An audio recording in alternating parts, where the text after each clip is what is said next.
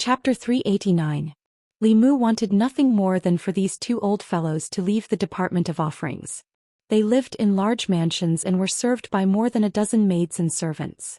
Every year the imperial court would provide them with large amounts of spiritual jades, spiritual herbs and other cultivation resources. Despite such good treatment they couldn't even go to work on time. The results they could produce every year were even less.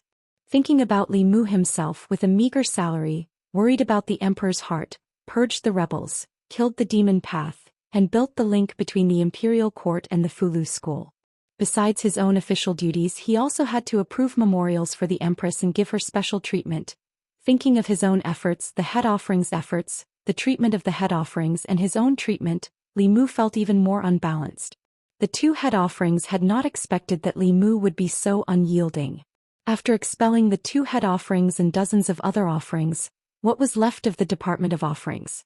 Did he not think that if he really did this, how would he explain it to the imperial court? As for making them swear an oath to the heavenly Tao, this was naturally impossible. Any cultivator with a normal mind would not joke about the heavenly Tao. The two coldly snorted at the same time, clasped their hands behind their backs and left. Li Mu was, after all, acting on the empress's orders. With their status, there was no need to say too much to Li Mu. When the Department of Offerings fell into chaos because of him, he would not be able to explain himself to the imperial court, and would naturally leave with his tail between his legs. Seeing that the two head reverends had left, those reverends who didn't report to the reverends department within the time set by Li Mu also didn't dare to step into the reverends department. They all left with gloomy faces. This was only a temporary departure. According to Li Mu's own rules, this time, more than half of the combat strength of the Department of Offerings would be expelled from the Department of Offerings.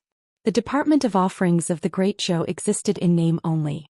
Once the imperial court investigated, he would not be able to bear the responsibility, and would still have to invite them back. And the offerings of the Department of Offerings were secretly rejoicing that they had changed their minds at the last moment. Li Mu didn't even give face to the great consecrator, much less them. Once they lost their status as consecrators, where would they find cultivation resources? Without a sect or family, leaving the consecrator department was the same as cutting off their cultivation path. After sending those people away, Li Mu sat back down on the chair in the courtyard of the Office of Offerings. The original intention of the consecration department was to recruit strong cultivators to serve the country. They did not want them to participate in the politics of the court. However, the consecrators were in the divine capital. These matters could not be avoided easily. The current consecrated office had already deviated from its original intentions and needed a complete change. Of course, the price of change was also huge. This time, Li Mu had expelled more than half of the consecrators of the consecration department. Although this was more beneficial for future management, the drawbacks were also obvious. The overall strength of the consecration department had severely shrunk. Although they had the unkempt Daoist priest, no matter how powerful he was only one person. He could not solve the problem of the 36 counties of Great Zhou. Right now the Foreign Service Division urgently needed fresh blood. However, they could not expand their recruitment at will. Otherwise, the previous internal guard was a lesson to be learned. If someone with bad intentions sneaked in and gave them a fatal blow at the critical moment, all their previous efforts would be in vain. Li Mu thought for a while and stretched out his hand. A white light flashed and a black palm-sized wooden block appeared in his hand. The four sides of the wooden block were engraved with mysterious runes. After Li Mu injected his spiritual power, these runes began to flicker and emit a faint light. After the light on the wooden block stabilized, Li Mu put the wooden block to his ear and said, "Hey, is this senior brother sect master? I'm Li Mu. Last time we talked about the cooperation between the ancestral court and the imperial court. You promised to send some elders over. What? 10? 10 is too little, at least 30. 30 isn't much at all. What's the point of them staying in the mountains? Why don't we pull them out to temper their minds? It's good for their future cultivation." Li Mu put down the wooden box and saw the unkempt Daoist priest standing in the courtyard of the consecration department. He looked at Li Mu with a puzzled gaze and asked, "Xianxia is your senior brother?" Li Mu nodded. The Taoist priest thought for a while and asked again, "Then who is your master?" Li Mu said, "My master is Talisman Daozi." The Taoist priest revealed a look of understanding and said, "So it's him?" Li Mu asked, "Senior, do you know my master?" The Taoist priest shook his head and said, "I'm not familiar with him. Talisman Daozi has some talent in the Fulu, but his cultivation talent is not high. His lifespan should be in these 2 years. Your master," Li Mu said, "with the talisman of heavenly secrets, it should be able to buy master 10 more years." The Taoist priest was stunned and then said, "So the talisman of heavenly secrets was given to Talisman Daozi, who drew the Fulu. As far as I know, no one in the Fulu school has this ability." Li Mu smiled and said, "Senior, you don't have to worry about this. After a year, Senior's talisman of heavenly secrets will be handed over." The unkempt Taoist priest didn't ask any more questions and said, "What do you need me to do?" Li Mu said, "Senior, you only need to preside over the offerings department. The other matters will be taken care of by the offerings department below." The head reverend's greatest use in the reverend department was to intimidate others. If there weren't any sixth realm cultivators holding down the fort, the words reverend department would inevitably lose some of its grandeur. When the head offerings were truly needed, it would be when an earth-shattering event happened in a certain county. On the first day Li Mu took charge of the offerings department, he drove away more than half of the offerings and angered 2 head offerings. Soon, the news spread throughout the divine capital and caused a heated discussion among the officials. "This is too ridiculous. In less than an incense stick's time he will be expelled from the offerings department. He wants to turn the offerings department into his own." Even the 2 head offerings were angered away. Without the head offerings, the offerings department is nothing but an empty name. Let's see how Li Mu will deal with this. He will destroy the offerings department. Many officials in the court thought that Li Mu's actions were a bit excessive. In the Ministry of War, several officials discussed this matter and had different opinions. Strict adherence to orders and prohibitions. Compared to the court, he is more suited to be in the military. If he doesn't use this method, it will be difficult to get rid of the offerings department. He doesn't have to be so harsh on the 2 head offerings. After all, the offerings department still depends on them. Dawn Square. The offerings that Li Mu drove out of the offerings department were all waiting at home. The offerings department was already understaffed. Without more than half of the offerings department was simply unable to deal with the emergencies that occurred in the 36 counties of the Great Zhou. Although there were many officials in the court with decent cultivation, they each had their own duties and official duties. It was impossible for them to leave their posts to deal with these matters. When the time came, it would be Li Mu begging them to return. A day later, someone knocked on the doors of these offerings. It wasn't Li Mu who knocked, but an official from the Ministry of Works. The offerings benefits were very good. Apart from receiving a generous monthly salary, they could also live in large mansions arranged by the court and have maids and servants to serve them. Of course, the premise of all this was that they were still offerings of the court. When they were no longer offerings, all their benefits would be taken away. Is that Li Mu serious? What do we do now? Is there no one in such a large court who can control him? Why isn't the head offerings saying anything? The orders of the Ministry of Works could not be disobeyed. No matter how unwilling these people were, they could only move out of their mansions. Yesterday they were still noble offerings of the Great Show. They lived in mansions bestowed by the court and had maids and servants to serve them. Overnight they were driven out of their homes and became homeless wanderers. But they did not leave the divine capital. Everyone firmly believed that there would be a time for them to return. This confidence was shattered when they saw the 30 manifestation realm experts enter the offerings department. Countless former offerings stared at the doors of the offerings department in shock. Where did he find so many experts in such a short time? Is this his new consecrator? So he planned all of this.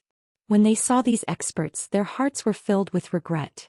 They had been so fearless because without them, the offerings department would not be able to function in a short time. Who would have thought that Li Mu would only use 3 days to find people to replace them? They had only wanted to give Li Mu a show of strength, but not only had they failed to scare Li Mu, they had also lost their status as offerings. They had chosen to join the offerings department because there were no sects or clans to provide them with cultivation resources. Once they left the court, their path of cultivation would become abnormally difficult. While these former consecrated elders were feeling regretful, Li Mu, who was in the consecrated office, had a satisfied expression on his face. Xianxia had taken his words seriously. In just 3 days, the 30 elders of the Fulu school arrived at the divine capital from Mount Baiyin. Greetings, martial uncle. The 30 people stood in 3 neat rows and bowed to Li Mu. Li Mu reached out and gestured. We're all family, so there's no need to be so polite. The old man in the lead walked over to Li Mu and cupped his fists. Before we left, the sect master instructed us to listen to Martial Uncle Ling Jizi's orders when we arrive at the divine capital. Please instruct us, Martial Uncle. Li Mu felt gratified when he saw the obedient faces of these people. His own disciples were still the most obedient and sensible. What were those offerings who had looked up at the sky when they spoke? He waved his hand and told everyone, "There's no hurry. Let me arrange your accommodations first." Soon, Li Mu led everyone to the defense square. After he left, the doors of the offerings department closed. A few former offerings who had been pacing back and forth at the doors shook their heads in disappointment. They could only turn around and leave. After these powerhouses arrived, the doors of the offerings department were completely shut. Before long, 2 old men walked over to the doors of the offerings department. They were the 2 high offerings. They glanced at the tightly shut doors of the offerings department and slowly floated up. A moment later, the 2 of them landed heavily on the ground. The slovenly Taoist priest placed his hands on their shoulders and said indifferently, "Behave yourselves. This is not a place for you to wander around as you please." Chapter 390. After being forced down from the sky, the 2 great reverends did not turn their heads, nor did they dare to turn their heads. Although the person behind them only revealed a little bit of his aura, just this little bit of aura was enough to make them feel fearful. This was definitely a 6th realm cultivator, and a peak 6th realm cultivator at that. He was different from people like them who had just entered the 6th realm a few years ago. This kind of person already had 1 foot in the 7th realm. Although the other foot might never be able to cross over, it was still not someone the 2 of them could contend against. A peak 6th realm cultivator had the ability to kill a normal 6th realm cultivator. One of the old men said with a slightly pale face, "Senior, the 2 of us are reverends of the Great Show. This is the Department of Reverence." The sloppy Taoist priest patted their shoulders and said, "You 2 are reverends of the Great Show. Who isn't? Don't use the Imperial Court to pressure me. That brat said we can't enter, so we can't enter. Don't cause trouble here. If something goes wrong with this old man's Tianji talisman and my lifespan ends, I'll drag you 2 down with me." With that, his body floated up and flew back into the Department of Reverence. The twin old men looked at each other and saw the shock in each other's eyes. The old man on the right muttered, "He really is a peak cultivator whose lifespan is about to end. It's best not to provoke him. How did that Li Mu recruit such a powerful cultivator?" The old man on the left knocked his head and said angrily, "Is that the point? The point is the Tianji talisman. The Tianji talisman is a Tianji talisman that can increase one's lifespan by 10 years. Although the 2 brothers still had 20 years of lifespan, 20 years was not enough for them to break through to the 7th realm. There was an insurmountable gap between the middle realm and the upper realm. Not to mention 20 years, even if they were given another 40 years, they might not have a chance. But even if they couldn't break through, who wouldn't want to live for 10 more years? In these 10 years, if they encountered a great opportunity and were lucky enough to break through, their lifespan would increase by 60 years. Which cultivator could resist the temptation of 60 more years of lifespan? Unfortunately, the heavenly secret talisman was a saint-ranked Fulu. Up until now, no one had been able to draw it. The ancestral court of Fulu school. Perhaps there were still people who had the ability to draw a saint-level Fulu, but the materials used to draw a Fulu of this level were too precious, and the success rate was too low. Even a school as profound as Fulu school could not afford the risk of failure. Could it be that the price the imperial court paid for that Taoist priest to join the Department of Offerings was a heavenly secrets talisman? Although they had no use for it at the moment, they would need it sooner or later. If they could obtain one, they would be able to live for at least 10 more years. Even if they couldn't break through in the next 10 years, just being alive was already good enough. After Li Mu had settled down a group of senior apprentice nephews, when he returned to the Office of Offerings, he saw 2 high priests pacing back and forth outside the Office of Offerings. It seemed that although the slovenly Taoist priest was strange and always did things that did not suit his status, he still did his job diligently. Li Mu walked over, looked at the 2 and said, Didn't the two of you want to leave the Office of Offerings? Why are you still here? Is there something else you want to take? The two awkwardly smiled and Old Man said, Lord Li is joking. The two of us eat the salary of the imperial court and share the burdens of the imperial court. How could we leave the Office of Offerings? Li Mu said, those disobedient priests have already been expelled by me. I still remember the words the two of you said that day. The old man who had just spoken said, those people are the imperial court's priests, but did not listen to the imperial court's orders. They should have been expelled. Lord Li has done the right thing. Li Mu asked, so the two of you have no objections to this official's actions? The two nodded at the same time saying, no. Li Mu looked at the two, lightly sighed and said, in truth the two of you have profound cultivation. This official also wants to keep the two of you, but the treasury has been tight in recent years. There are not many spiritual jades, spiritual medicines, spiritual treasures and the like left.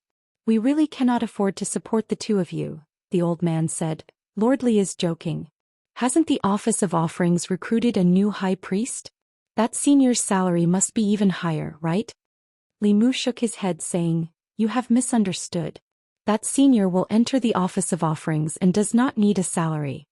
The old man was taken aback, then said, but I heard that the imperial court will give him a heavenly secret talisman. Li Mu said, he only wants a heavenly secret talisman, not spiritual jades or spiritual medicines. If the two of you also only want a heavenly secret talisman, you can also stay in the Office of Offerings. Otherwise, the two of you should find another place. I believe that with the two of your strength, no matter which sect you join, you will be honored guests. The Office of Offerings is small and cannot afford to support two great deities. At the 6th level of cultivation, the effect of spiritual jades on cultivation was very small, unless they could absorb an entire spiritual jade mine. Compared to spiritual jades, the heavenly secret talisman was an item that could truly increase one's lifespan. Without this item, 20 years later would be the day of their death.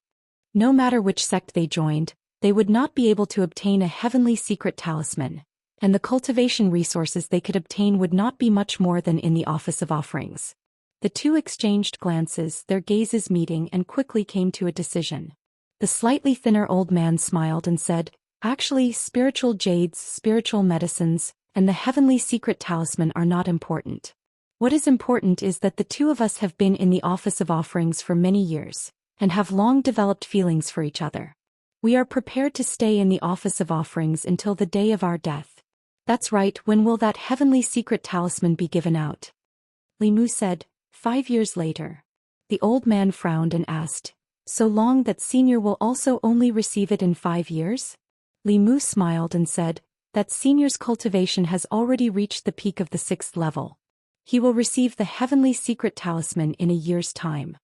The two of them knew that Li Mu had only said half of what he had said. Only a peak of the 6th level cultivation could receive the heavenly secret talisman in a year's time. Their cultivation was far inferior to his, and they would also need to work for the imperial court for a longer period of time. The thin old man thought for a while, then said, can we take a look at the heavenly secret talisman first? Li Mu stretched out his hand and lightly swiped at the air, and the image of the heavenly secret talisman appeared in front of the two. Li Mu looked at them and said, the imperial court does not have a finished product for this talisman.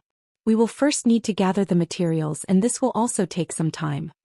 The two old men fell into deep thought for a long time, and then the thin old man said, allow us to consider it. Li Mu nonchalantly said, the two of you can do as you please. The two old men left the Office of Offerings and returned to their residences to continue their discussion.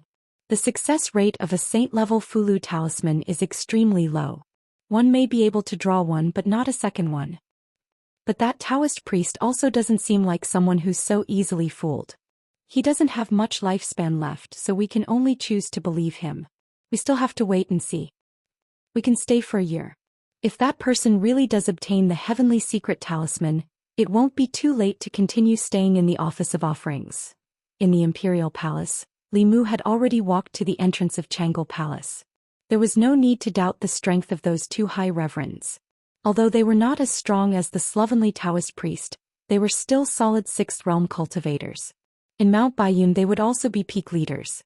If the imperial court spent a large amount of resources to raise such people as mascots, Li Mu naturally wouldn't agree to it. But if they could work for the imperial court for free, then the more the better. In the end they were still two sixth realm cultivators. Li Mu did not intend to let them go so easily. But these old monsters who had lived for a century were not so easily fooled. If he did not show some true ability he might not be able to intimidate them. Thus he planned to draw a saint-level Fulu talisman right now. Before coming to the imperial palace, Li Mu specially made a trip home to tell Lu Hanyan and Li Qing that he might not return home for 3 or 4 days, and that they did not need to worry. Even for the current Li Mu, drawing a saint-level Fulu talisman was a very taxing task. Before officially drawing the talisman he had to adjust himself to his best condition to ensure that the talisman could be successfully drawn on the first try. Just now, Li Mu used the spirit snail to inform the Empress. She agreed almost without thinking. Li Mu walked to Changle Palace and said, "In these 3 to 4 days, I may have to stay in the palace and adjust myself to my best condition." Zhou Yi said, "Just stay in the back hall of Changle Palace. If you need anything I will ask the apricot guards to prepare it." Li Mu said again, "My own magic power is not enough to draw a saint-level Fulu talisman. When the time comes I will have to trouble your majesty." Zhou Yi nodded and said, "I understand. When the time comes I will help you." Perhaps because they had been together for a long time, Li Mu still had some distance between him and Xianxia. But with the Empress there was none at all. With her by his side Li Mu had no worries at all. Talisman drawing was a very ritualistic affair. Even more so when it came to high-level Fulu talismans. When the first seats of Mount Baiyun were drawing the saint-level Fulu talisman, they would burn incense and bathe half a month in advance in order to ensure the success rate. Then they would lock themselves in a quiet room and adjust their magic power and mind to their best condition before starting to draw the talisman. This was the Empress's bedroom. Burning incense and bathing were unnecessary. What Li Mu needed to do was to draw the Tianji talisman's runes over and over again until they formed muscle memory. This was the only way to ensure that he could fully control his magic power while drawing the talisman. The last time he drew the Tianji talisman was a few months ago. Now that he was going to do it again, everything had to be prepared again. In these 3 days the only thing Li Mu had to do was practice. As for the materials used to draw the talisman, the Empress had already asked Mr. Mei to prepare them. Changle Palace back hall. On the table the materials used to draw the talisman were placed neatly. Li Mu stood behind the table, took a deep breath, closed his eyes and said, "Your Majesty, I am ready." Zhou Yi sat cross-legged on the bed. A white light shot out from her body and entered Li Mu's body. Li Mu opened his eyes again. His gaze was deep as if it contained the sun, moon and stars. He picked up the talisman brush, wrapped it in talisman liquid and slowly put it down. 3 days passed without any disturbances. A few days ago, Li Mu took charge of the Department of Worship and expelled more than half of the worship. It seemed that he had a bad relationship with the two great worship. Many people were waiting for his next move, but he disappeared without warning for 3 days. In these 3 days he did not go to the Department of Ministers, nor did he go to the Department of Worship. Even the people of Shen Du did not see him on the streets. Other than that there was another strange thing. Yesterday's morning court session was stopped for no reason. Since the Empress stabilized her power, the morning court session was held every 3 days. It was very regular and there were almost no exceptions. Occasionally it was stopped for some big sacrificial ceremonies. It had to be said that the Empress was much more diligent than the previous emperor in the morning court session. Among all the previous emperors, perhaps only Emperor Wen, who held morning court every day, was more diligent than the Empress. The Empress and Li Mu disappeared at the same time, which made people's imagination run wild. Especially 3 days ago, someone saw Li Mu walk into Changle Palace with their own eyes. Changle Palace was the Empress's bedroom. She usually gathered the ministers in Xiangyang Palace. Among the foreign ministers, only Li Mu could freely enter and leave her bedroom. Li Mu had not come out for 3 whole days after entering Changle Palace. Although the people did not dare to talk about it, they had thought a lot in their hearts. Some people even suspected that the Empress had no intention of passing the throne to the Shao clan or the Zhou clan, but wanted to have a son of her own. Li Mu looked like a favored minister, but he was actually a favored concubine, or the Empress had already chosen him as the Empress. As for Li Mu's wife, it was just a cover. Otherwise, how could they stay in Chang'e Palace for 3 days without coming out? And Li Mu's family did not have the slightest intention of looking for him. The Empress, who had always been diligent, had even stopped the morning court session for Li Mu. This was not a favored minister messing up the government, but a favored concubine messing up the government. Just as some of the officials were thinking this, they suddenly felt an inexplicable palpitation. Then they realized that the sky had darkened without them noticing. An official was transcribing a dossier when the books on the table suddenly rustled in the wind. Just as he was about to close the window, he caught a glimpse of the sky outside the window. He could not help but stand up with a shocked expression and said in a panic, "What is this?" In the divine capital, all the officials in the palace walked out and looked at the sky. They saw that the originally cloudless sky was suddenly filled with dark clouds. The dark clouds covered the sky and covered the entire divine capital. It was as if the entire world had darkened. The dark clouds were extremely low. Everyone felt as if a huge rock was pressing on their chests and they could not breathe at all. What's going on? Why is there suddenly such a phenomenon in the divine capital? I can't breathe. It's so uncomfortable. The citizens of the divine capital were also shocked by the sudden phenomenon. This doomsday-like scene made everyone uneasy. Dark clouds were still gathering in the sky, and they were as thick as ink. Lightning snakes danced in the dark clouds from time to time, adding a bit of fear to the scene. In the divine capital, the 4 academies, 4 figures floated up at the same time. This is heavenly tribulation. Someone has ascended to the 7th realm? No, the heavenly tribulation of the 7th realm is stronger than this. In the White Deer Academy, a middle-aged man pinched his fingers and murmured, "It's either someone ascending to the 7th realm or a precious treasure has appeared. I wonder what it is that caused this phenomenon." In the consecration department, the sloppy Taoist priest was dozing off. His eyes suddenly opened and he instantly appeared in the courtyard. He looked at the phenomenon in the sky and was stunned for a moment. Then shock appeared on his face and he blurted out, "Motherf asterisk Ker heavenly tribulation." Someone drew a saint-level Motherf asterisk Ker. Oh my, there's really someone in the Great Zhou court who can draw something like this. In the Dawn Square, the 2 high consecrators had long been alarmed by the phenomenon. They stood in the courtyard and looked up in shock. When the dark clouds gathered to a limit, they released tens of thousands of lightning bolts and struck in the direction of the palace. Everyone's gaze also looked at the palace. Inside the palace, the officials who were observing the weather saw the dense lightning bolts above their heads heading straight for them.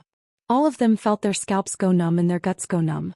Some of the weaker ones directly collapsed to the ground under the heavenly might and even fainted. In the rear hall of the Chang'e Palace, Li Mu's face was incomparably pale.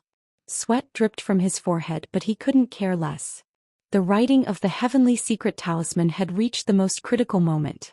The writing of the saint-level Motherf asterisk Ker this time was different from the time at White Cloud Mountain. Last time, Li Mu was in the special flask space.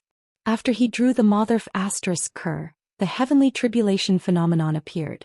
This time, the heavenly tribulation appeared much faster than Li Mu had expected. Before the Motherf asterisk Ker was drawn, the tribulation clouds had already formed and condensed into the first wave of attacks. Thunder rumbled in his ears, but he couldn't afford to be distracted.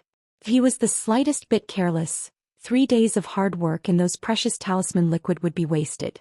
Outside the Chang'e Palace, when the bolts of tribulation lightning were about to strike, the 4 walls of the divine capital suddenly flashed with a golden light.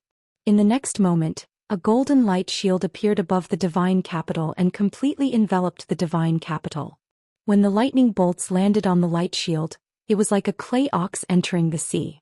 There was no sound and no splash. Only then did some officials remember that the divine capital, as the capital of the Great Zhou, was protected by a powerful array formation. Even if there were thousands of soldiers and horses or even 7th realm cultivators, they wouldn't be able to break through it. After realizing this, they gradually felt relieved. However, they still couldn't help but look in the direction of the Chang'e Palace. The target of the tribulation lightning was obviously Chang'e Palace. What were Her Majesty and Li Mu doing inside? Why did they summon the heavenly tribulation? In the sky, the lightning bolts in the tribulation clouds had already begun to accumulate for the second time. In the Chang'e Palace, Li Mu finished the last stroke in an ethereal state. The mother asterisk cur on the table flashed with spiritual light and slowly floated up. The heavenly secret talisman was completed. A beam of white light shot out of Li Mu's body and entered the Empress's body. Li Mu's body and mind were already exhausted to the limit. Without the support of the Empress' primordial spirit, he felt the world spin and immediately fell to the ground. However, he didn't fall to the ground. Instead, he fell into a body with a faint fragrance. Zhou Yi carried Li Mu to the bed and put him down. She said, "Rest first. Leave the rest to me." Li Mu was already exhausted to the extreme. He didn't have time to think about the soft princess Carrie just now. He closed his eyes and fell into a deep sleep. Zhou Yi looked at Li Mu. He took off his shoes and placed them neatly by the bed. The blanket at the end of the bed also stretched out on its own and covered Li Mu's body. After doing all this, Zhou Yi's body disappeared into thin air. In the next moment, everyone in the divine capital saw an illusory figure rise rapidly from the palace and appear in the sky. As the illusory figure rose, it kept growing bigger and bigger. Soon it was hundreds of feet tall. The illusory figure was wearing an imperial robe and an imperial crown. It floated above the palace. Because it was too tall, no one could see its face clearly. In the dark clouds, the second wave of tribulation lightning had already condensed and pressed down on the illusory figure. The illusory figure just pointed a finger and the lightning immediately collapsed. At the same time, the frightening dark clouds in the sky also collapsed. After pointing a finger, the sky in the divine capital was clear and bright again. Countless people in the divine capital were deeply shocked by this scene. After they recovered from their shock, they immediately knelt on the ground and cheered loudly. "It's Her Majesty the Empress. Long live Her Majesty the Empress." The scene just now had left an indelible memory in their hearts. Countless officials in the imperial court also couldn't recover from the shock for a long time. Although the Empress had always given them the impression that she was majestic and unapproachable, she rarely displayed her strength in front of the officials. As a result, they had almost forgotten that she was an ultimate powerhouse of the seventh realm. The heavenly tribulation that could destroy the entire divine capital was directly shattered by her pointing a finger.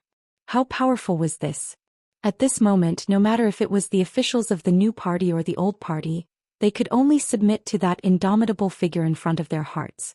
After dispersing the tribulation clouds, the illusory figure quickly shrank and finally disappeared from the sky above the palace. Changel Palace. Li Mu didn't know how long he had slept. When he woke up again, he saw the Empress standing in front of the window. Zhou Yi looked at him and said indifferently, "Open your mouth." Li Mu opened his mouth and a ray of light flashed from her hand. A round thing appeared in Li Mu's mouth. It melted in an instant and a pure medicinal power rushed to his limbs and bones. More than half of the magic power in his body was instantly recovered. Li Mu sat up on the bed and asked, "Your Majesty, how long have I slept?" Zhou Yi said, "About a day and a night." Including the time he had been unconscious, it was a little longer than he expected. Li Mu got off the bed and said, "I'll go home first." Zhou Yi said, "Your mind is seriously overdrawn. Rest for a while more." Li Mu shook his head and said, "No, I'll go home and rest. If I don't go back, my wife will be worried." Zhou Yi waved her hand and said, "Go, go." As soon as she finished speaking, Li Mu felt his vision blur. The next moment he appeared in his own courtyard. Benefactor. Young master. Xiao Bai and Wan Wan were swinging in the courtyard out of boredom. When they saw Li Mu, they immediately rushed over. Wan Wan hugged Li Mu's arm and said, "If you didn't come back, Miss would have gone to the palace to find you." Li Mu smiled embarrassedly at Lu Hanyan and Li Qing, who had just walked out of the room, and said, "I've made you worry." Li Qing was clearly relieved. Lu Hanyan walked up to him. Seeing his pale face, she whispered, "You're just a minor official, not the prime minister. Why do you have to work so hard?" Li Mu took her hand and said, "If it weren't for His Majesty, we wouldn't have everything we have today. We also wouldn't have been able to reverse the verdict and get revenge for Lord Li. Naturally, I have to repay His Majesty to the best of my ability. But you don't have to work so hard." Lu Hanyan looked at him reproachfully and said, "His Majesty doesn't know how to care about you. It's so difficult to reach the saint-level Fulu. What if you hurt your cultivation foundation?" Li Mu smiled and said, "His Majesty is very good to me. Don't worry, I'm fine. I'll recover after a few days of rest." In Changle Palace, Zhou Yi looked angry. She gritted her teeth and said, "Only you know how to care about him. So what if you're married?" Chapter 391.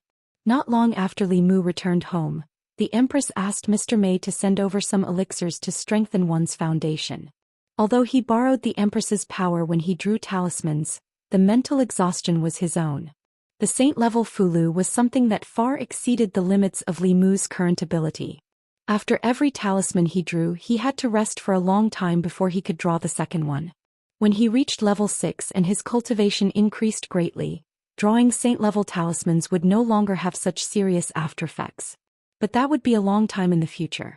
Due to various opportunities, his cultivation had increased rapidly in the past 2 years. He had completed a path that others would take a lifetime to complete. For his cultivation after the 5th realm, unless he encountered a great opportunity, such as the Emperor's Qi in the Great Zhou Ancestral Temple, which he coincidentally absorbed, then there was a certain possibility that he could immediately become a 7th realm cultivator like the Empress. Otherwise, he would have to take one step at a time on the path of cultivation in the future and walk down the same path as the Empress. However, he didn't plan to draw too many talismans in the short term. This talisman was to prove to the sloppy old Daoist and the 2 high priests that he had the ability to do so. They had had enough of it. Li Mu rested for a night. The next morning he came to the Department of Offerings again. He walked in front of the sloppy Taoist priest and stretched out his hand. A Fulu floated above his palm. The moment the Fulu appeared, the space here seemed to distort. The talisman of divine secrets. The sloppy Taoist priest was shocked. Yesterday's vision was indeed caused by the birth of the saint-level Fulu.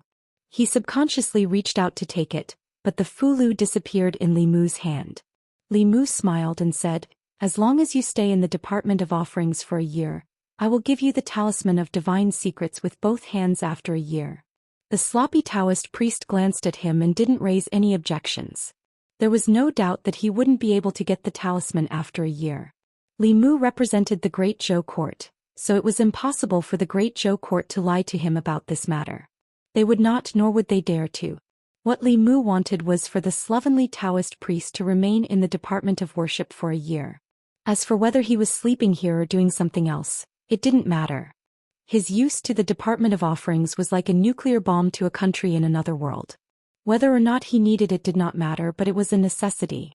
Moreover, compared to swindling people on the streets of the divine capital and enduring the sun and rain, he was allowed to live in a spacious mansion, have servants to serve him, have a respectable status, and after a year he was even given a treasure that countless cultivators coveted.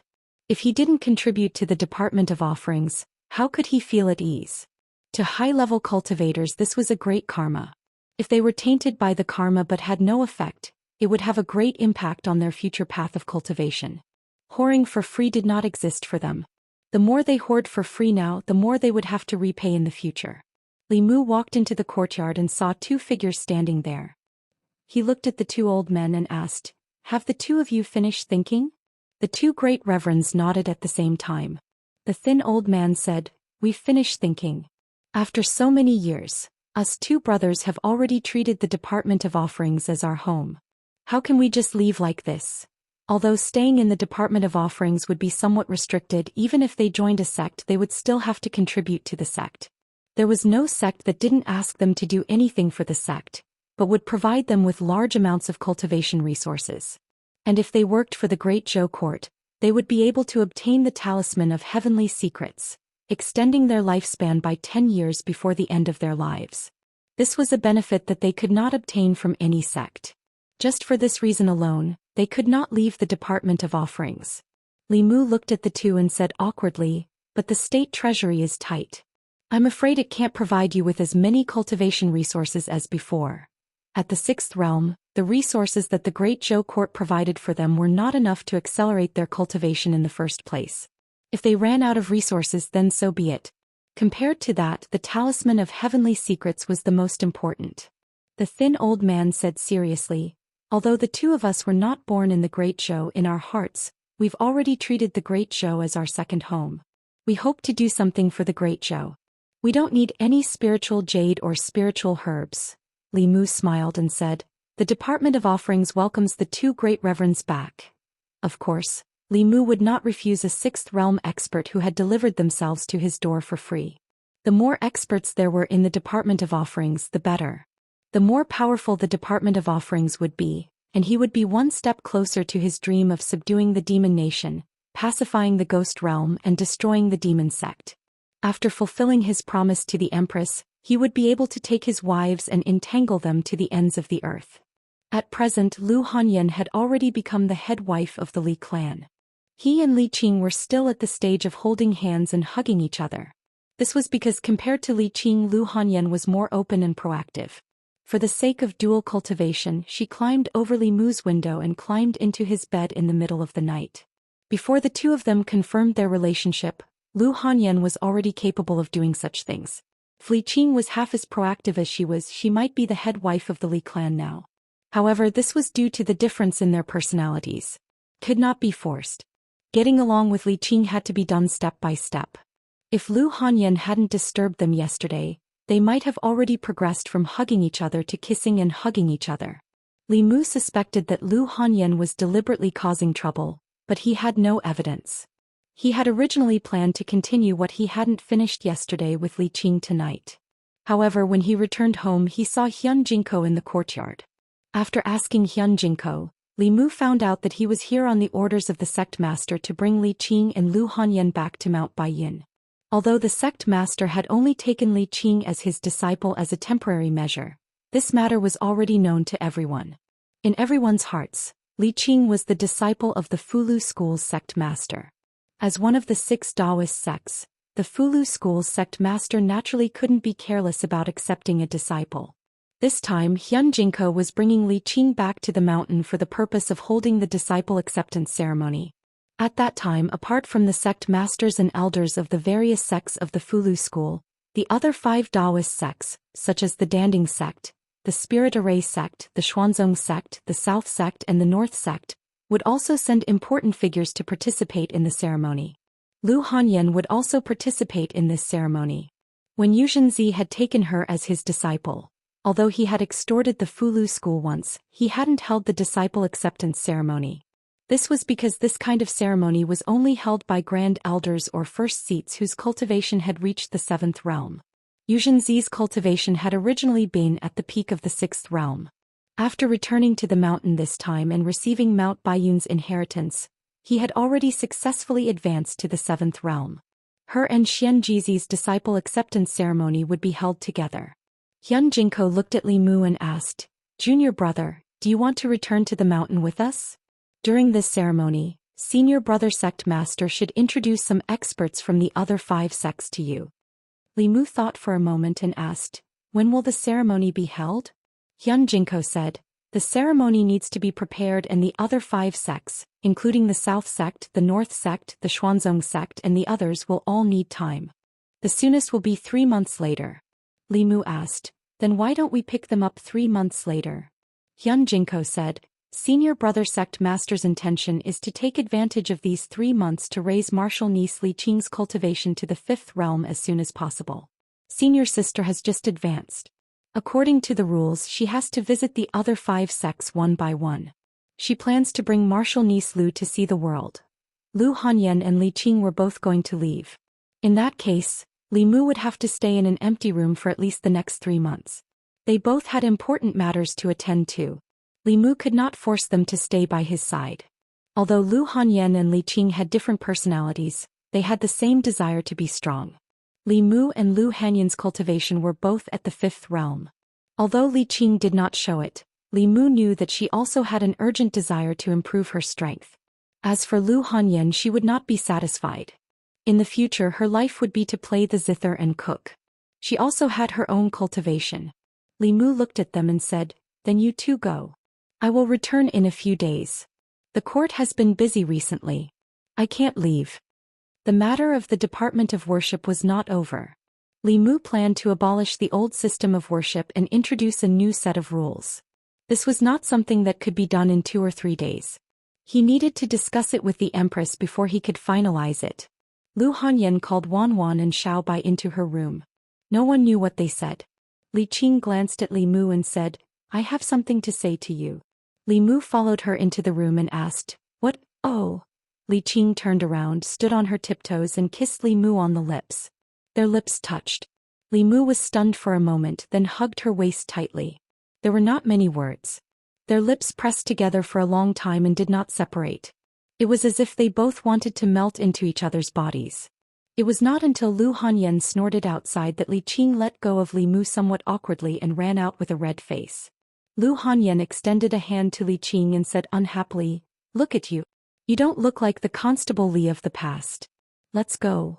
Li Qing held her hand and turned around to look at Li Mu. Only then did she leave with her. This was not the first time that Li Mu had parted with Li Qing and Lu Hanyan. However, the two times they parted, his emotions were completely different. After parting with Li Qing in Xianxia County, they had gone their separate ways. He did not know if they would meet again. The parting in Luoyang was only temporary. Li Mu knew very well that they would meet again very soon. The last time he parted with Lu Hanyan, it was because they were both weak and helpless. The incident where Li Mu faced off against Chu Jiang of Gozhouzian alone had left a huge shadow in Lu Hanyan's heart.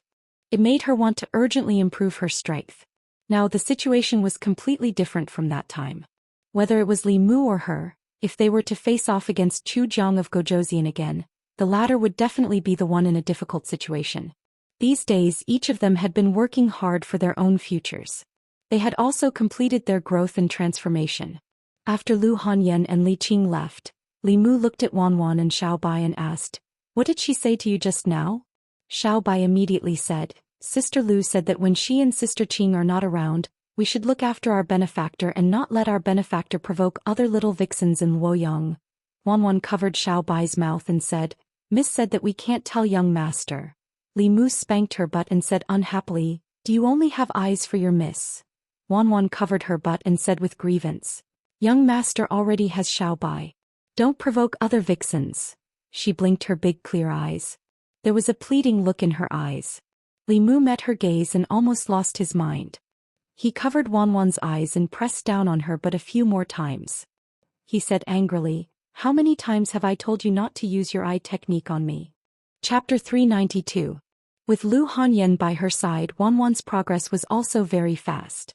Although her cultivation level was still at the 3rd realm, her ocular techniques were becoming more and more powerful. Even Li Mu couldn't control himself after looking at her pair of big watery eyes for a long time.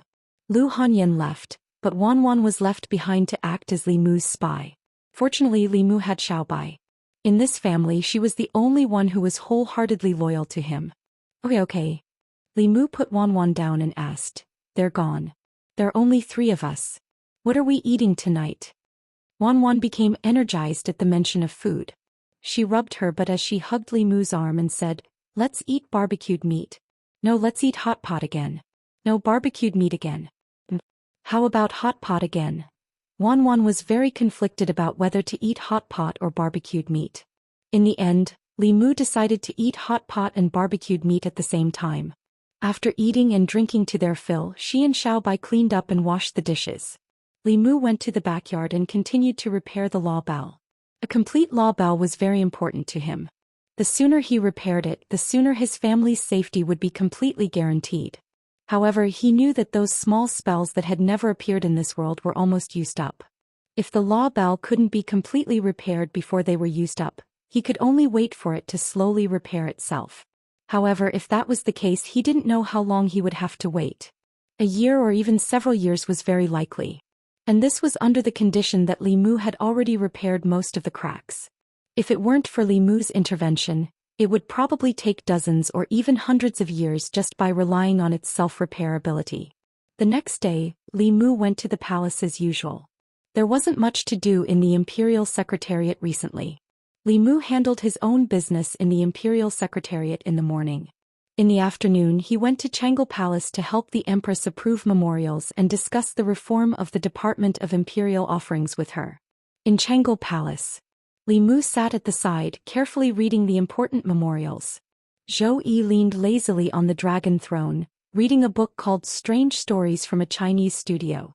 Occasionally she would raise her head to look at Li Mu. Seeing that he was seriously correcting the memorials, she lowered her head again to read. By the time Zhou Yi came to her senses, she had already been in the yamen for a long time.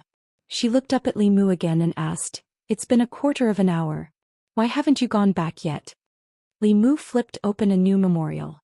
Without raising his head, he said, My wife has returned to Mount Baiyun. I'm not in a hurry to return today. I'll read a few more memorials. Zhou Yi unconsciously sat up straight and asked, Which wife? Li Mu, both of them went. How long will you be gone?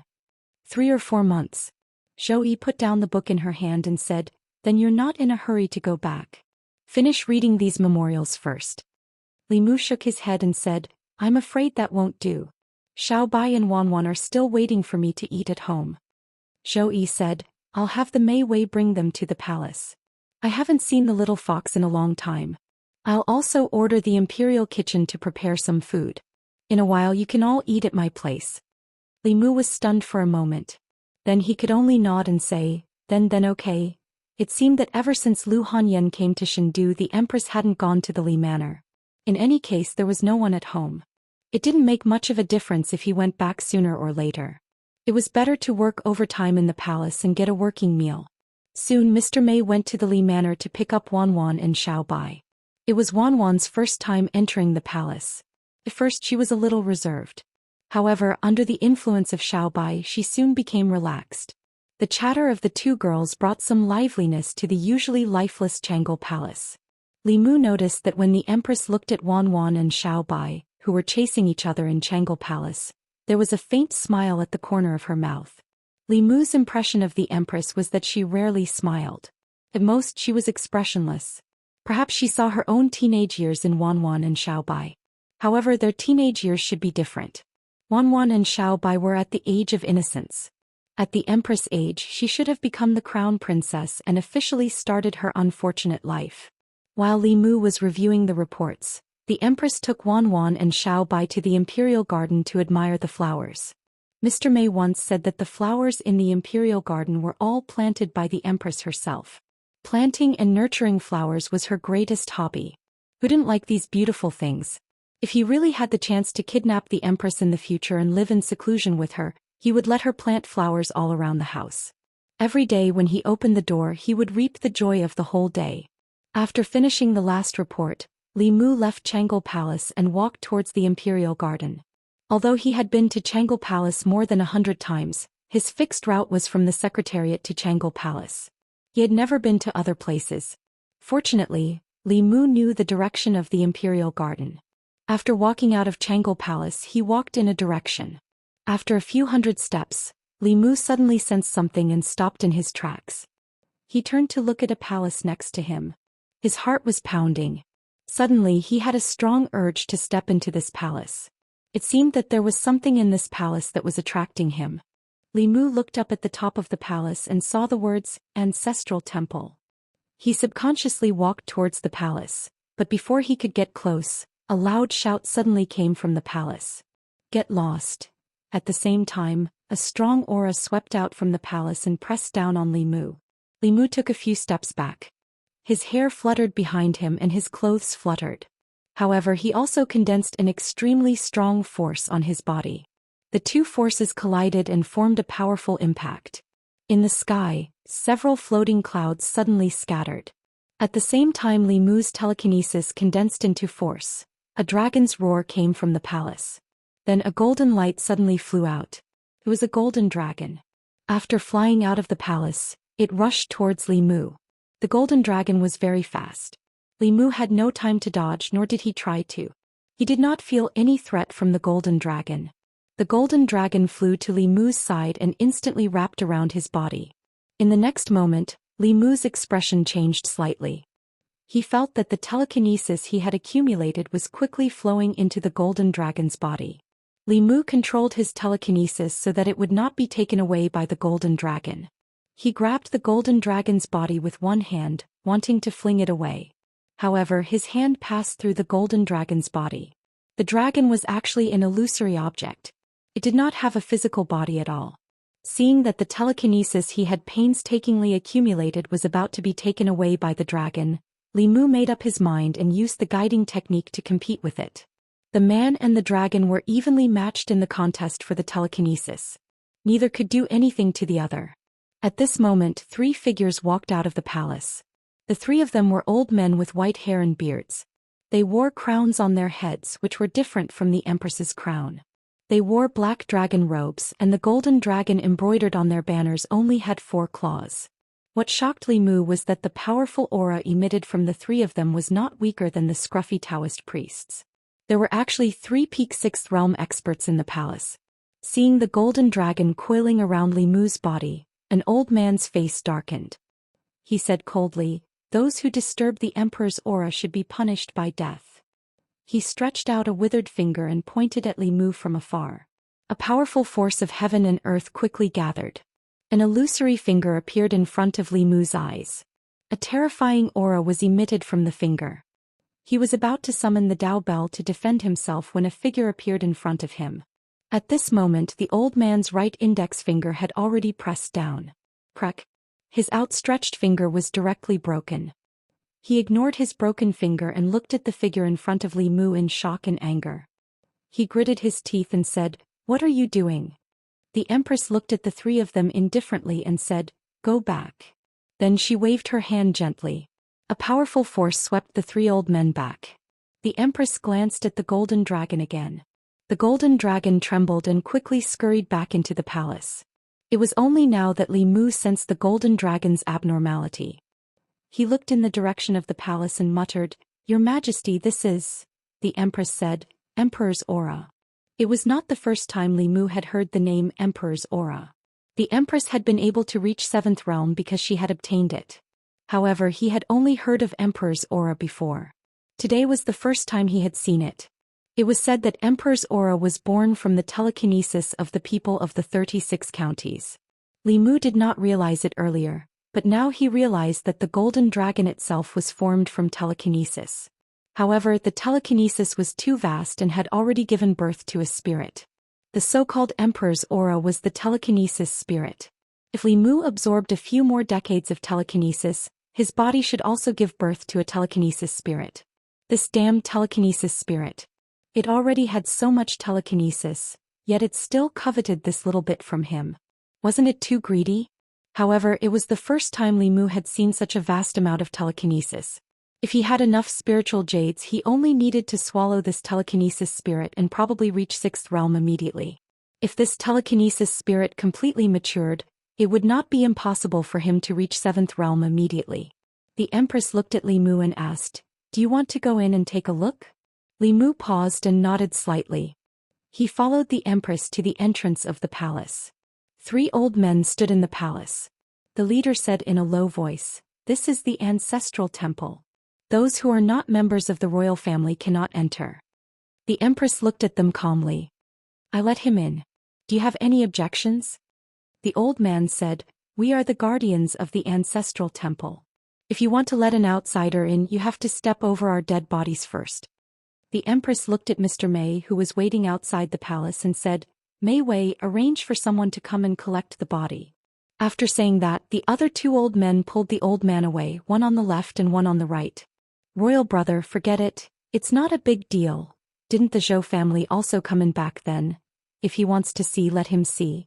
It's not like he'll lose anything." Chapter 393. The 3 elders walked to the corner of the hall and sat down cross-legged on the futons.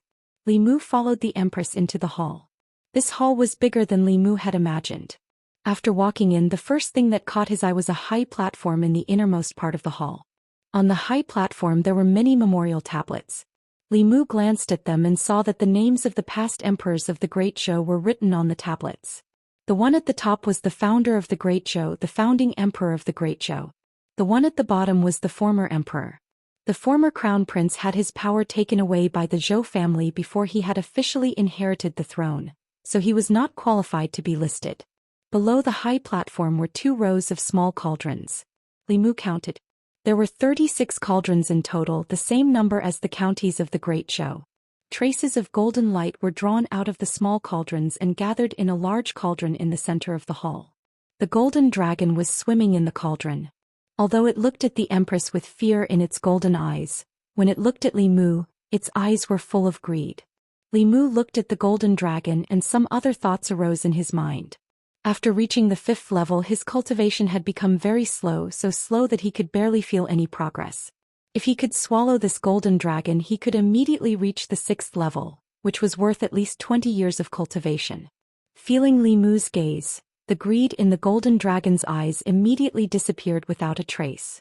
With a whoosh, it dived into the cauldron and did not show its head again. Li Mu looked at the small cauldrons and asked the Empress, "Your Majesty, these cauldrons should correspond to the national temples of the 36 counties, right?" Zhou Xian nodded slightly. Li Mu looked at the small cauldrons and found that the golden light on them varied in intensity, brightness, and darkness.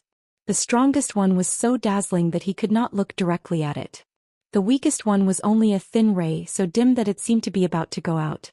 The small cauldron that shone the brightest was connected to Zhou County where Luoyang was located. In the past year, many changes had happened in Luoyang.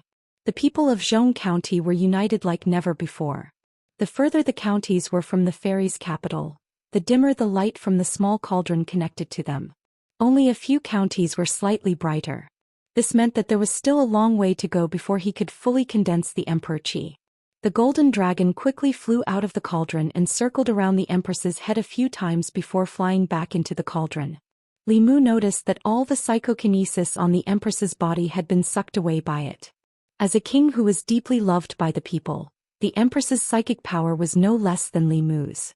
Li Mu was a little angry when he saw this. The psychokinesis on the Empress was something that both Li Mu and her had worked hard for a long time. It was not easy for them to condense it, but it was all for someone else. He felt injustice for the Empress. After visiting the ancestral temple, Li Mu didn't stay here for long and walked out with the Empress. Not long after the two walked out, in the corner of the ancestral temple, 3 elders who were sitting cross-legged on prayer mats with their eyes closed slowly opened their eyes. One of the elders snorted. "Is this still the crown princess? She has changed. She wouldn't be so disrespectful to us in the past." Another elder said, "She was set up by the Zhou family to inherit the Emperor Qi and almost died. Sitting in this position, she was already full of resentment. How can her personality not change?" The last elder said slowly, "That's not important. In the past 6 months, the speed of condensing the Emperor Qi has obviously increased. I'm afraid it will mature again in 20 years. We need to urge them to work hard and cultivate. If they can enter the 6th realm, then they will have full confidence to refine the Emperor Qi." Chang'an Palace. Li Mu, Wanwan, Xiaobai, and the Empress were eating hot pot together. After walking around the ancestral temple with the Empress, Li Mu gained a lot of knowledge. So this was how the Emperor Qi that was related to the inheritance of the Great Zhou came about. It was no wonder that when the people of the 36 counties sent the people's blood letter, both the old and new parties chose to give in. If the imperial court completely lost the people's hearts, the state temples in the various counties would not be able to absorb psychokinesis. Naturally, there would be no way to send it to the ancestral temple, which would delay the condensation of the Emperor Qi. The 3 elders in the ancestral temple were members of the Shao royal family. Their status was extremely high and their seniority was even higher than that of the previous emperor. The 3 of them were all at the peak of the 6th realm. It seemed that the old party's strength was still far stronger than the new party's. What the Zhou family relied on was their blood relationship with the Empress. Li Mu thought of a question and asked, "Your Majesty, why don't you absorb the Emperor Qi yourself? Will it allow you to enter the 8th realm?" Zhou Yi blew on the tofu and said, "No." Li Mu thought and said, "But your Majesty is so young. You can be the emperor for another 100 years. There's no need to pass the throne," Zhou Yi said indifferently, "because I don't like it." Li Mu sighed. He only felt that it was unfair for her. She did not want to be the emperor, but she took on the responsibility of being the emperor.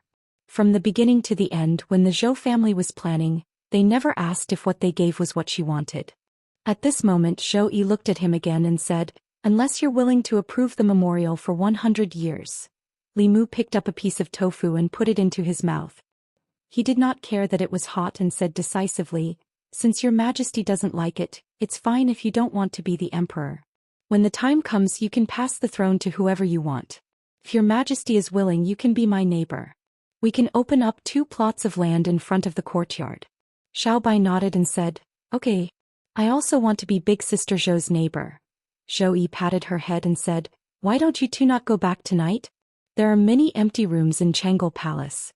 You can sleep here." Xiaobai looked at Li Mu. She had to ask for Li Mu's opinion no matter what. After seeing the scene in the ancestral shrine, Li Mu felt even more sorry for the Empress. He nodded and said, "Then you can sleep here." The Empress looked at Li Mu and said, "You don't have to go back either." Li Mu was stunned and asked, "Your Majesty, this is not very good, right?"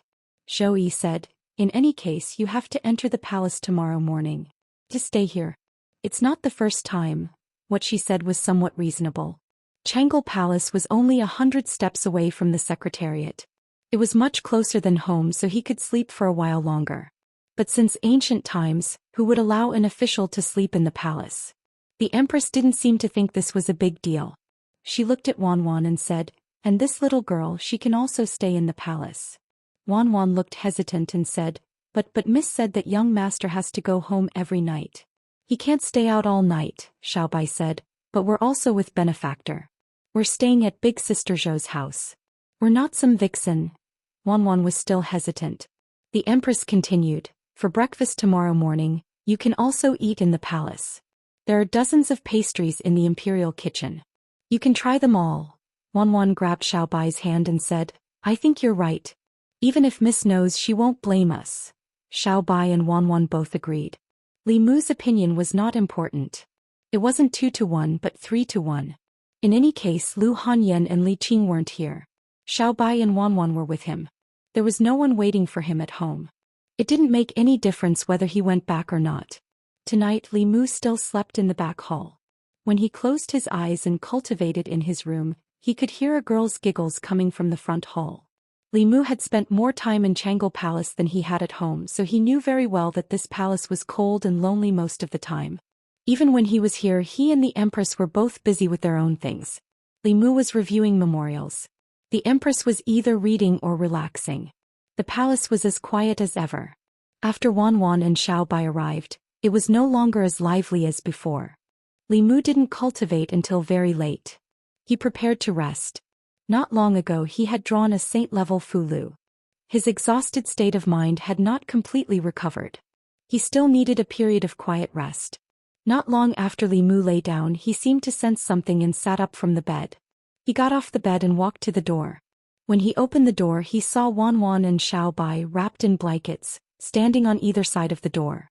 Li Mu asked in confusion, "What are you two standing here for?"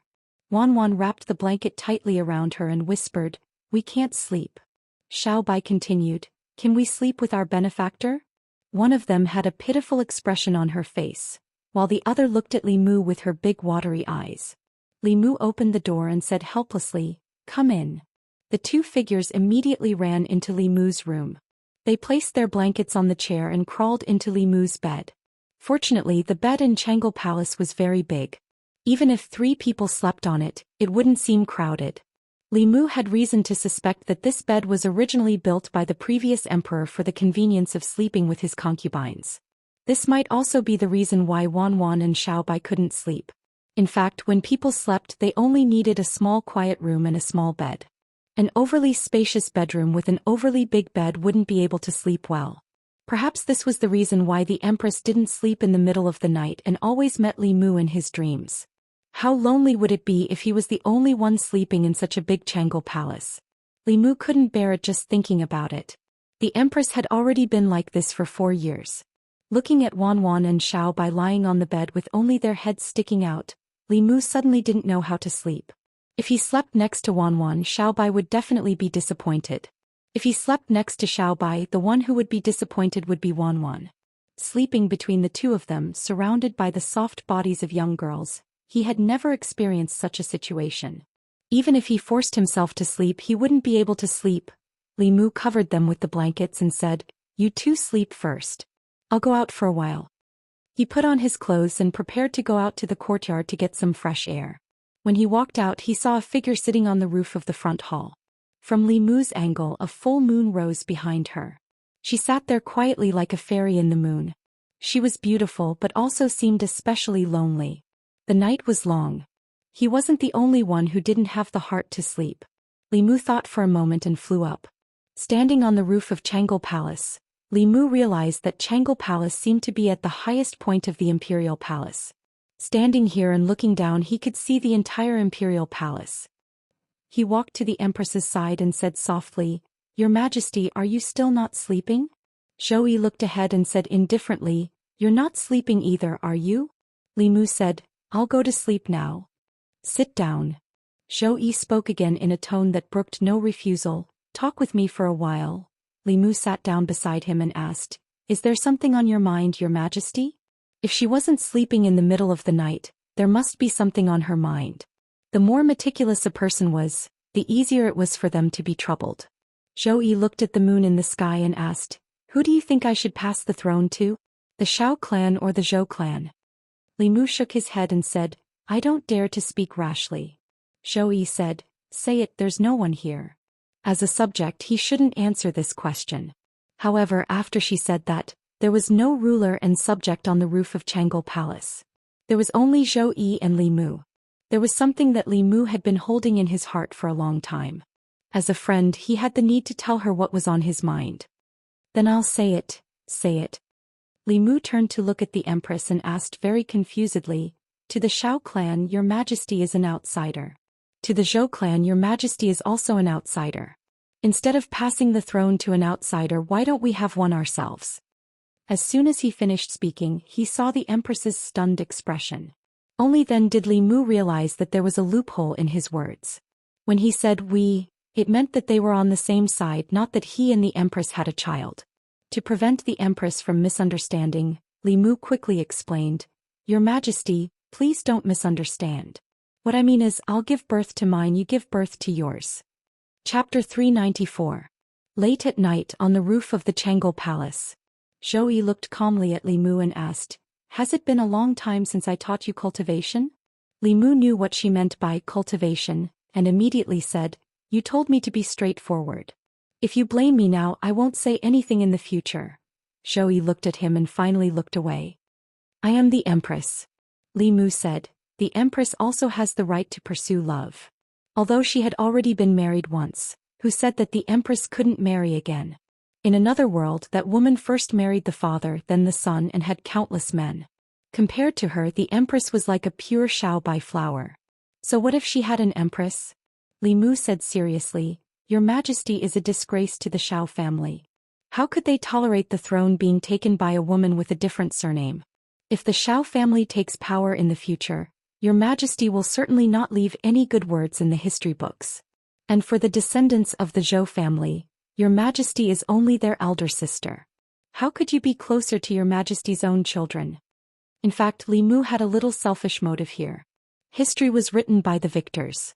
It could be foreseen that whether it was the Zhou family or the Xiao family who passed the throne, the Empress would probably not leave any good words in the history books revised by future generations.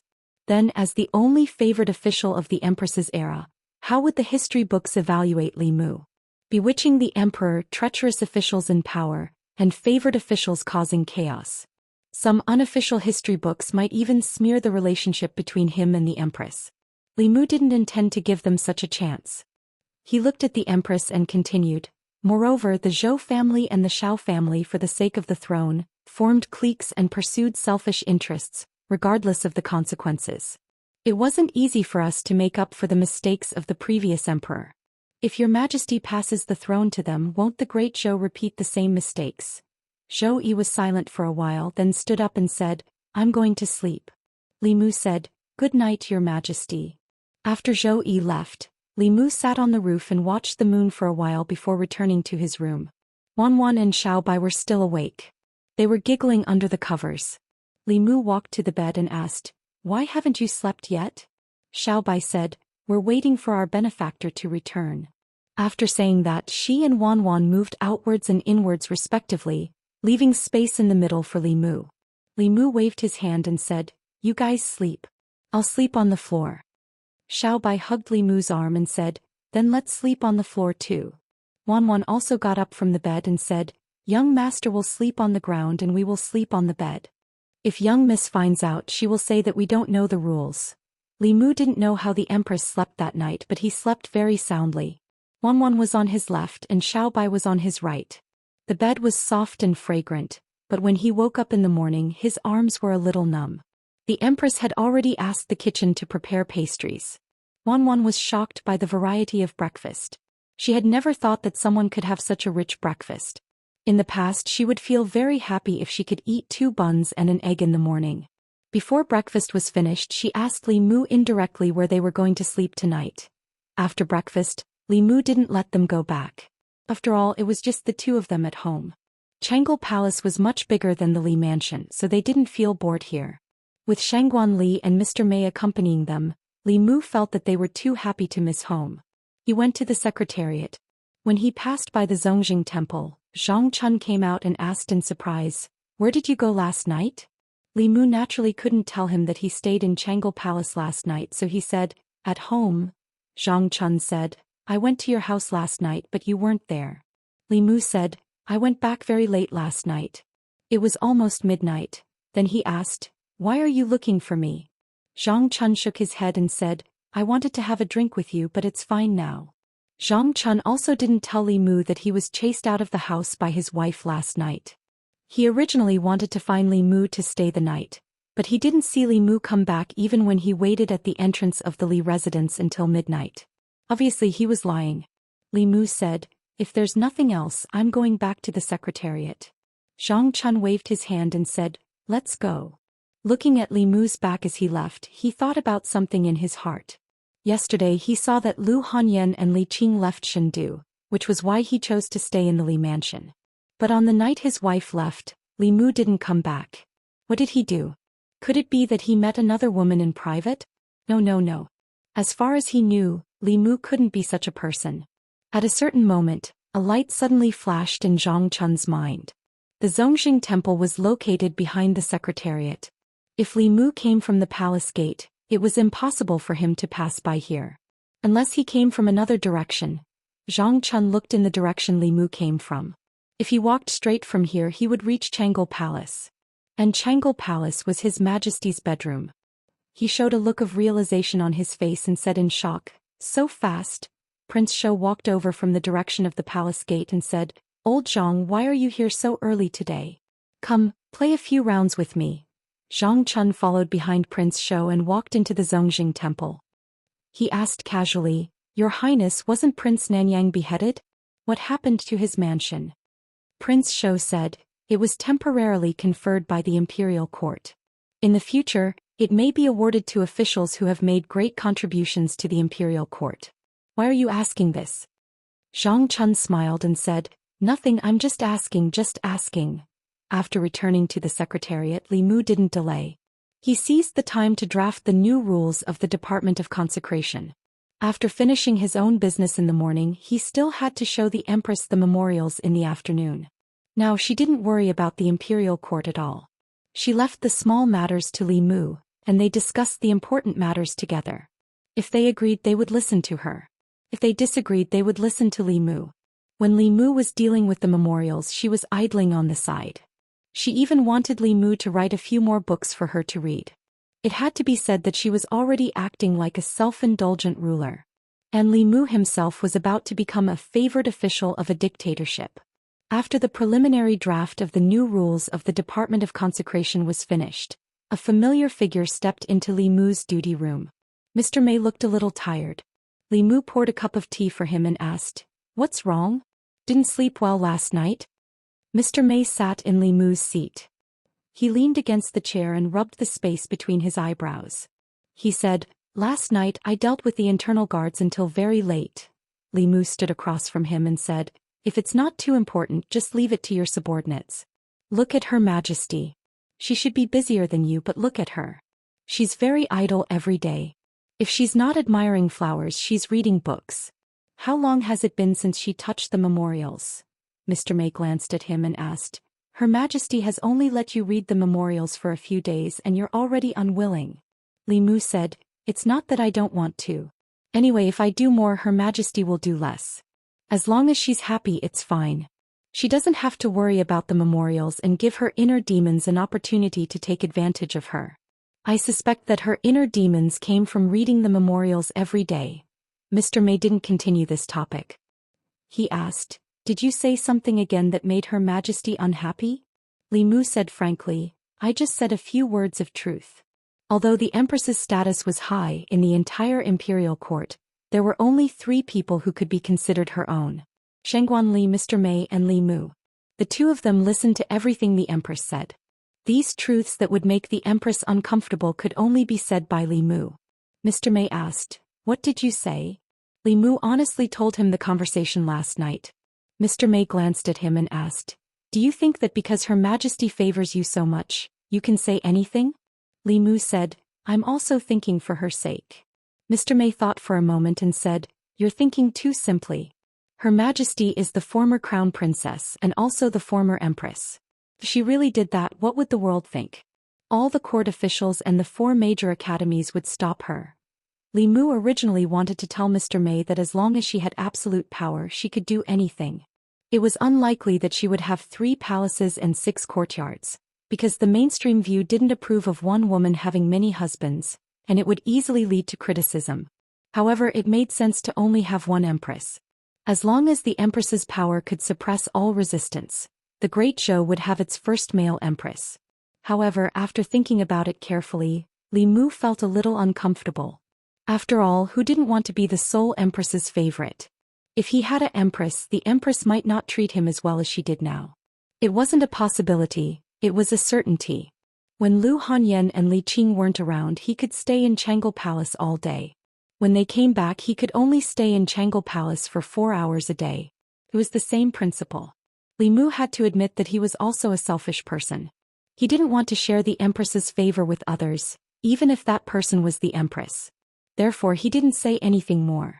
Instead, he looked at Mr. Mei and said, "Don't worry about Her Majesty. You should worry about yourself. If you don't find one now, it will be too late. Do you want me to introduce you to?" Mr. Mei looked at Li Mu without any emotion. Li Mu felt his hair stand on end under her gaze. Then he realized something and immediately said, "Don't you dare have any ideas about me.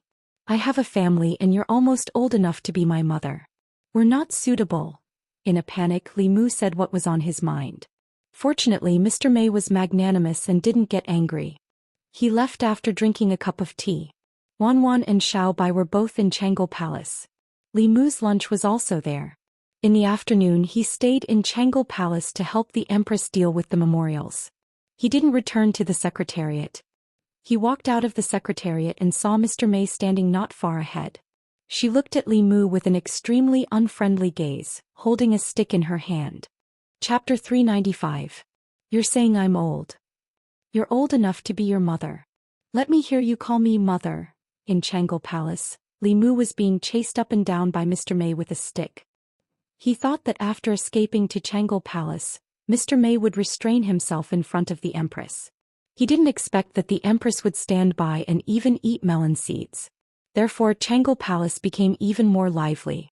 Mr. Mei was chasing Li Mu, Wan Wan was chasing behind, and Xiao Bai was chasing her.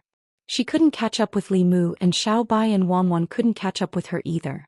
Changle Palace was in chaos, and the Empress stood by and ate melon seeds. Later, Shengguanli also joined in. Of course, she was helping Mr. Mei. Mr. Mei's reaction arc was also very long. He didn't explode in the secretariat, but now he was extremely angry. Although Li Mu could continue hiding, it was not a good idea to continue hiding like this. Hence, he deliberately went easy on Lord Mei and let him hit his butt twice so that Lord Mei would calm down and stop. Then this matter would be considered over. As a friend, Li Mu had already done his duty. In the afternoon, he showed some of his suggestions for the reform of the Department of Offerings to the Empress. The 2 of them exchanged some ideas and this matter was finalized. The Department of Offerings wasn't considered an official office of the imperial court, and related matters didn't need to travel 3 provinces. After confirming the details with the Empress, Li Mu walked out of Changle Palace and went to the Department of Offerings. When he passed by Zhongjing Temple, he happened to see Zhang Chun walking out. Zhang Chun asked, "Lord Li, where are you going?" Li Mu said, "I'm going to the Department of Offerings." Zhang Chun smiled and said, "I'm also going out of the palace. Let's go together." The 2 of them walked out of the palace and casually chatted for a while. Zhang Chun suddenly said with emotion, "It's all thanks to you. Otherwise, I don't know when I would be able to live in a big house with 4 entrances. It's good to have a big house. It's big and comfortable to live in." Li Mu understood the meaning behind his words. Old Zhang's greatest wish was to own a 5-sectioned house in the fairy's capital. This was also the common dream of many middle-aged men of his age. Owning a 5-section mansion in Chengdu was as difficult as owning a villa in Beijing's Third Ring Road when housing prices were soaring in the future. This was something that most officials in Chengdu would never be able to achieve in their lifetime. Currently, he had already fulfilled 4/5 of his wish. Li Mu could understand Zhang Chun's stubbornness. He thought for a moment and said, "You've changed your residence so many times in the past year. If you change it again so soon, it'll be easy for people to criticize you. Wait for another half a year. I'll apply to His Majesty to change your residence to one of the 5. In the past 6 months, old Zhang had suffered a lot because of Li Mu. Not only did those people treat him as his subordinate, but they also called old Zhang his dog. This made Li Mu feel a little guilty. These words must have been very painful for old Zhang to hear. It was his duty to fight for Zhang Chun to fulfill his dream. Wasn't it just a 5-section house? As long as he whispered something to the Empress, it wouldn't be a problem at all. Zhang Chun waved his hand and said, "There's no need for that. I'm already very satisfied with the residence I'm living in now. By the way, what do you think the imperial court will do with the Duke of Nanyang's residence now that he's dead?" Li Mu looked at Zhang Chun in shock. The Duke of Nanyang's residence was 10 entrances. It was one of the largest private residences in the fairy's capital. There were some things that one was born with. If one didn't have them at birth, it was unlikely that they would have them for the rest of their lives. A 10-section residence was one of them. Those who were qualified to live in such residences were members of the royal family with real power. A 5-section residence was almost the limit of what an official could get. Any higher would depend on actual contributions. Expanding the territory, suppressing the demon nation, fixing the ghost region, and destroying the demon sect. If one could do any of these things, it wouldn't be excessive to be conferred the title of Duke, let alone a 10-sectioned residence. However, none of these were things that old Zhang could do. Li Mu looked at him helplessly and sighed, "Old Zhang, it's fine as long as a residence is big enough to live in. That's enough. Why do you want such a big residence? It's too big even for a pig, let alone a family of 3. Zhang Chun also sighed and said, "Who would complain about having too many residences? I don't want you to help me fight for it now. It won't be too late to help me achieve it when you're successful in the future." Li Mu nodded and said, "I'll try my best." After all, he wasn't the Empress and the Duke of Nanyang's residence wasn't his. Even if Li Mu was successful in the future, it was unlikely that he would help him fight for it, unless he became the Emperor or Empress himself. Li Mu treated this as Zhang Chun's unrealistic fantasy. He threw it to the back of his mind and came to the consecration department. Although the current consecration department didn't have as many people as before, it was more cohesive. There wouldn't be a situation where the consecrators weren't under the jurisdiction of the imperial court like before. In terms of high-end combat strength, there was also an additional peak 6th realm expert. Including the 2 remaining high consecrators, the current strength of the Great Zhou's consecration department was enough to wipe out most of the branch sects of the 10 demon sects. Li Mu came this time to inform everyone about the changes to the consecration department. Among them, the biggest change was their salary.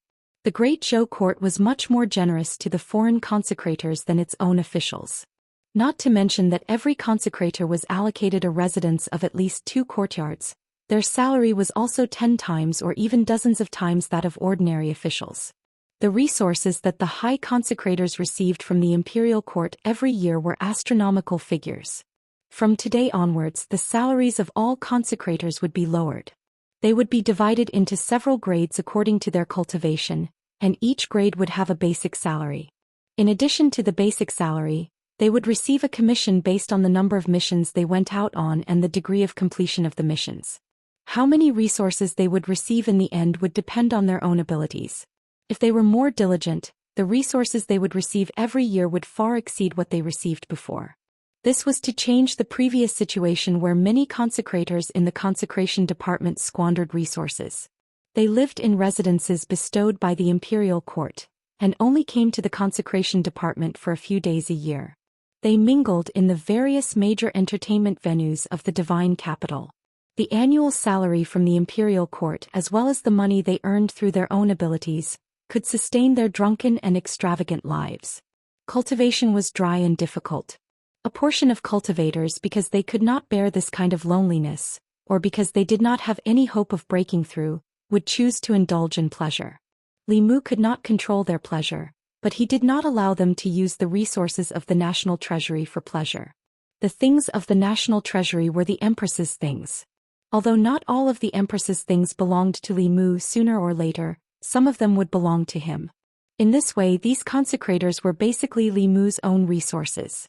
The salary reduction of the consecration department this time was only relative. In reality, their salary was still much higher than that of ordinary officials. The nature of the two jobs was different. The officials sat in the yamen, slacking and chatting, and a day would pass. Many times the consecrators risked their lives so they should receive more. Li Mu looked at the people of the consecration department and said, "The imperial court invests a great deal of resources here every year, and the consecration department does not support idle people. Which consecrator has an objection to what I said earlier?" The crowd was noisy for a moment, then finally quieted down. Not a single person stood out. Although the reform this time had indeed reduced the treatment of the consecrators, as long as they were diligent and did not cheat, they would receive more than before. This was equivalent to distributing the resources of those lazy people to those diligent people. The majority of people agreed with this point from the bottom of their hearts. In the past, when they saw those people because they had made friends with the old party, dawdled in the consecration department, and were able to receive the same amount of cultivation resources as them or even more than them, they felt somewhat indignant. From now on, this kind of situation would no longer exist. Li Mu swept his gaze over the crowd and asked, "Does no one have any objections?" The consecrators thought to themselves, those who had objections to him had already been driven out of the consecration department. Of those who remained here, who would have any objections, who would dare to have any objections? After a long time, seeing that no one spoke, Li Mu nodded and said, "Since no one has any objections, then this matter is decided. In the future, if you have any questions, you can communicate with the two great consecrators at any time." In the consecration department, the sloppy Taoist priest was only a mascot, and did not care about the specific affairs of the consecration department. The ones in charge of the consecration department were still the two great consecrators from before. One of them was called Zhou Xian and the other was called Imo. They were a pair of twin brothers and were not from the Great Zhou. They had been invited by the imperial court to become consecrators for many years when they traveled to the Great Zhou. Although these two were not as strong as the sloppy Taoist priest, they were still rare sixth realm experts. For the sake of those two heavenly secret talismans, Li Mu believed that they would change their usual style. After purging the old party's influence here and reforming the old system, the matter of the consecration department came to an end. What followed would gradually return to the right track, and Li Mu did not need to worry about it. After leaving the consecration department, he returned to Chang'an Palace. He had come to take Wanwan and Xiaobai back. For a foreign subject to bring two little girls to live in the Empress's chambers, it was ultimately improper. This time Xiaobai did not express anything, but Wanwan was somewhat reluctant to part with him. The imperial kitchen had gathered all the delicacies of the 36 counties of the Great Zhou, and she had not even tasted 1% or 1,000th of them. To her, leaving here was no different from losing the entire world. In the Chang'an Palace, Zhou Xian sat on the dragon throne and looked down at Li Mu. He said, "Before your wife comes back, you can live in the palace." Li Mu hesitated. "Your Majesty, this isn't very good, is it?" "What's not good about it?" Zhou Yi said indifferently. "This place is not far from the secretariat, and it saves you the time of going to and from the yamen every day. I will let the imperial kitchen arrange 3 meals a day, and it will also save you the time of cooking. With this time saved, how many reports can you handle and how many things can you do?" Li Mu stared at her in a daze. Zhou Yi indeed did not have the surname Bai. She was completely the Zhou Bopi of the Great Zhou. Even Zhou Bopi would cry if she heard of her exploitation of Li Mu. At this moment, Zhou Yi continued, "Wanwan and Xiaobai should also stay here. When I have time, I can also guide them in their cultivation. A few months' time is enough for Xiaobai to advance to the 5-tailed realm, and Wanwan will also advance to the 4th realm very soon. At that time her spirit eyes will be even more powerful." Looking at Wanwan and Xiaobai's expectant gazes, Li Mu could not bear to say no in the end. He did not dare to. Because although the Empress looked at him calmly, there was also an unquestionable threat in her calmness. Of course, the reason why Li Mu did not refuse was that he also saw the anticipation in the depths of the Empress's eyes. Although the Empress had everything, she had also lost everything. What she had was power and strength. What she had lost was family, friendship, and all the beautiful emotions in the world. No one would have such feelings for the Empress. Except for the naive Xiao Bai and Wanwan. Xiao Bai was naive and innocent because she had not seen much of the world. And to Wanwan, if she was not given good food, the Empress would be the Empress. If she was allowed to eat as much as she wanted in the imperial kitchen, she would be the dearest big sister Zhou. The Empress was too lonely. She needed companionship more than anyone else. The existence of Wanwan and Xiao Bai brought endless liveliness to this dead Chang'e palace. This liveliness was exactly what the Empress needed. Zhou Yi looked at Li Mu and asked, "Do you have any objections to what I said?" Li Mu bowed and said, "This subject obeys." Chapter 396. Li Mu really didn't dare to have any objections to what the Empress had said. If he rejected her now, after tonight, he would have to beg the Empress to move into Chang'e Palace the next morning. She looked quite magnanimous, but in reality she was more petty than anyone else. If she was slightly dissatisfied, Li Mu would just have to wait to meet her in her dreams at night. Besides, she also promised to help Xiao Bai and Wanwan evolve. This was also something Li Mu couldn't reject. With Wanwan and Xiao Bai's current cultivation, there was already very little that Li Mu could help them with. However, following the Empress would undoubtedly bring them great benefits. He didn't dare to say that he could help them reach Realm 6, but it wouldn't be a problem to help them reach Realm 5 or Realm 4. Under Mr. May's lead, Wanwan and Xiao Bai went to the imperial kitchen to clean out. After all, she was his silly girl.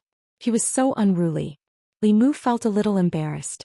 He explained, when she was young, Wanwan's hometown was in a famine. When her parents brought her to escape, they left her on the road to save food for her younger brother.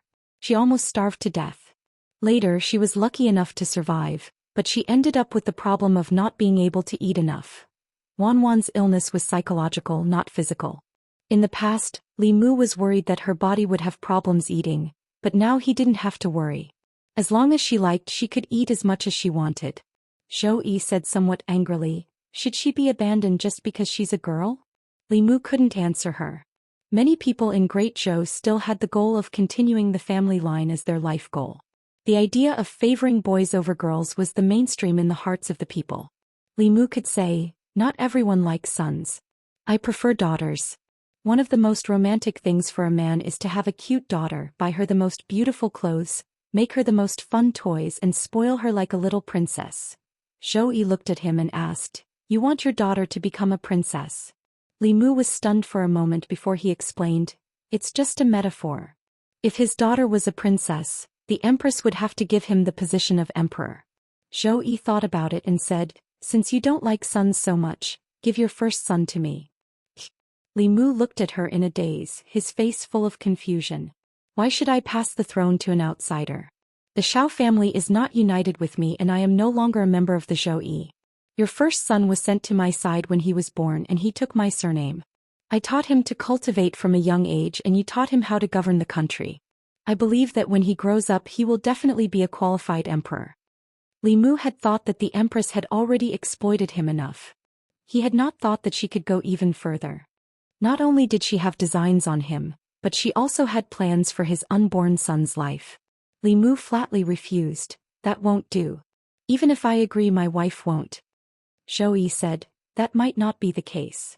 Li Mu shook his head and said, "Even if they agree, I won't." Zhou Yi asked, "I want to raise your son as the future emperor. Why won't you agree?" Li Mu had no reason to agree. He was the future headmaster of the Fulu school. His son could be considered the second generation of an immortal.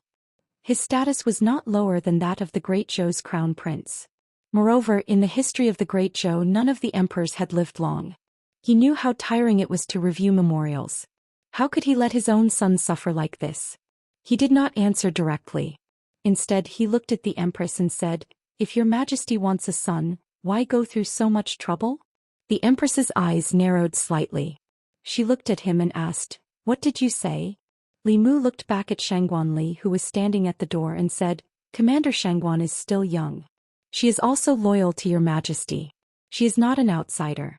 If your majesty doesn't want to pass on the Shao and Zhou families, you can let Commander Shangguan bear a son. Shangguan Li, who was eating melons, glared at Li Mu fiercely. She clasped her hands and said, "Your Majesty, I don't like men." No wonder Li Mu always looked at her with anger. She didn't like men, so he couldn't force her. Li Mu said, "And Mr. Mei?" Mr. Mei walked in from outside and asked, "What's wrong with me?" Li Mu said, "I'm praising you for being loyal to your Majesty. I'm a little hungry. I'll go to the kitchen to find something to eat. You guys talk." After saying this, he quickly walked out of the Changel Palace. Li Mu deeply experienced the Empress's laziness again. Her laziness in the past was just to let Li Mu help her approve the memorials. Now she was so lazy that she didn't even want to have a child herself. Unfortunately, Li Mu couldn't do this for her. Besides, he and Lu Hanyan didn't plan to have a child so early. The Empress's wishful thinking couldn't be realized so easily. In order to prevent the Empress from having any ideas about him, he couldn't let her have a child or help her have a child. In the following days, Li Mu didn't mention this matter again. Living in the Imperial Palace was far more boring than Li Mu imagined. In order not to be seen by the officials of the Xianxia, he had to get up early every day and travel between the Changel Palace and the Secretariat. Occasionally he would go to the kitchen to cook a bowl of noodles and a cup of soup for the Empress. After a long time, Li Mu wasn't the only one who couldn't stand it. Even Wan and Xiao Bai weren't as lively as they were at the beginning. Although the Imperial Palace was good and to Wan it was heaven. However, if she stayed here every day, heaven would become a prison. In the Changel Palace, Li Mu finished approving the memorials and saw the two girls leaning on the table listlessly with one hand supporting their cheeks. He thought for a moment and said, "Why don't we go outside the palace to play tomorrow?" He. Wan and Xiao Bai's eyes lit up, and they immediately got up from the table. These days they had been bored to death. It just so happened that there was no morning court tomorrow, and it was also a rest day. Li Mu turned to look at the Empress, who was lying lazily on the chair reading a book, and asked, "Your Majesty, do you want to go together?" Zhou Yi's attention had been on Li Mu since just now. Hearing this, she said unhurriedly, "You arrange it." It was just an ordinary trip and there was nothing to arrange. As long as they could leave this cage-like Imperial Palace, even if it was just to find a place to enjoy the scenery, they would be in a much better mood. They left the Imperial Palace together the next day. Outside the divine capital, Li Mu chose a mountain with a nice view. He used magic to clear an empty space and spread out a clean blanket. Then he placed some pastries and preserved fruits that he had prepared from the imperial kitchen on top of it. Mr. Mei and Shangguan Li set up a stove not far away, and they would barbecue meat later. After Wan and Xiao Bai left the Imperial Palace, they went wild, chasing rabbits and catching pheasants. Li Mu lay on the stall with his hands behind his head. Everywhere he looked, there was only the blue sky. At this moment, the gloominess and depression in his heart were swept away. As expected, a place like the Imperial Palace couldn't be stayed for too long. Looking at the square sky all the time was not good for one's health. Zhou Yi sat on the blanket and looked at the barren hills around her. With a flick of her finger, a crystal light was flicked into the soil. As a result, green buds began to appear on the barren land around them. Soon grass began to grow and colorful wildflowers bloomed. The air soon emitted a refreshing fragrance. Zhou Yi lay beside Li Mu and looked up at the sky with him. After a while she said softly, "It's almost the new year." If she didn't remind him, Li Mu wouldn't have realized that it was really the new year. Li Mu was forced to stay in Changel Palace by the Empress and did the work she was supposed to do day and night. Apart from Changel Palace and the Secretariat, she didn't go out and didn't take a step out. She had already lost track of time. He didn't expect that he couldn't spend the first New Year with Lu Hanyan and Li Qing. Cultivators didn't pay much attention to the new year. The old men of Mount Baiyun spent most of their time in seclusion. They could be said to have truly transcended the secular world. However, Li Mu couldn't. He hoped that on New Year's Eve his family could gather together and have a New Year's Eve dinner. The Empress reminded him. Li Mu took out the sound transmission magic treasure that Xian Jizi gave him. After activating it, he said, "Senior brother, help me find Qingqing." Zhou Yi glanced at Li Mu and closed her eyes. Her chest heaved slightly. As Li Mu's voice fell, Lu Hanyan's voice came from the magic treasure. "Qingqing, Qingqing, do you only have Qingqing in your heart?" She's in seclusion and doesn't have time to talk to you, Li Mu said awkwardly. Didn't you follow senior sister to visit other sects? Why are you still at Mount Baiyun? Lu Hanyan said, we haven't left yet. Why are you looking for Qingqing? Li Mu said without hesitation, I miss you guys. Lu Hanyan said sourly, you only have Qingqing in your heart. Li Mu took a while to coax her. Then he asked, it's New Year's Eve soon. Are you guys going back to Chengdu for New Year's? Lu Hanyan said, she's in seclusion. I'm going to Xuanzong with Master soon. I can't go back. Li Mu was a little disappointed. He said, all right then. After putting away the sound transmission magic treasure, Li Mu looked at the Empress. Seeing her arms crossed, he asked in surprise, Your Majesty, what's wrong? Zhou Yi said lightly, nothing, I just feel a little cold. Although the weather wasn't too warm, she wouldn't feel cold even if it was 100 degrees colder. Li Mu knew that she was probably choked by their public display of affection. He didn't dare to point it out. He said, they're not coming back this year. Why don't we make do at Changle Palace for New Year's Eve? Zhou Yi glanced at him and said, why do you have to make do? If they can't come back, you can go to Mount Baiyun to find them. What she said made sense. Li Mu nodded and said, then I'll take a leave first.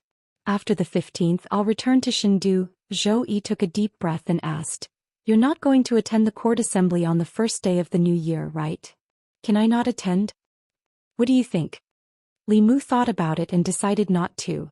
The court assembly only happened once a year. It wasn't good to miss it. Moreover, Li Qing would be in seclusion and Lu Hanyan wouldn't be in Beijing. If he went to Mount Baiyun, would he have to eat with those old men? He might as well stay in Changle Palace and make do with the Empress. Thinking of this, he shook his head and said, then I won't invite you.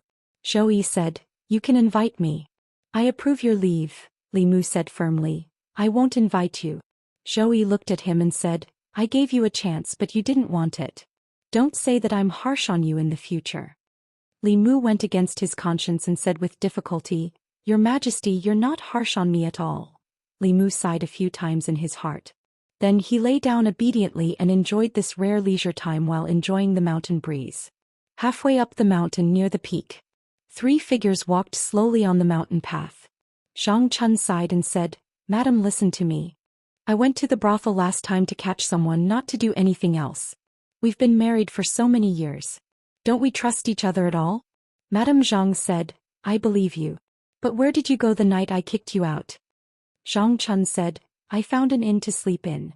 Madam Zhang asked, didn't you go to the Li residence? His wife isn't in Fairy's capital. There's no one at home. Why didn't you stay at his place? Zhang Chun said, he's not at home. Madam Zhang said in surprise, his wife just left and he's not going home at night. That can't be. Li Mu isn't that kind of person. Zhang Chun waved his hand and said, don't worry about that. Madam Zhang said unhappily, what do you mean don't worry about that? If he's really that kind of person, you should stay away from him. Don't be led astray by him. Zhang Chun shook his head and said, don't interrupt if you don't understand. Enjoy the scenery. It's not easy to get a day off. The scenery here is not bad. At this time the family of 3 had reached the peak. Zhang Yi looked up at the empty space in the distance and said, there's someone there. Zhang Chun looked over and happened to meet the eyes of a woman. Madame Zhang was shocked and said, isn't that Li Mu? Who's the woman beside him? They're alone in broad daylight. What are they doing in the wilderness? I didn't expect him to really be that kind of. Before Madame Zhang could finish her words, Zhang Chun covered her mouth.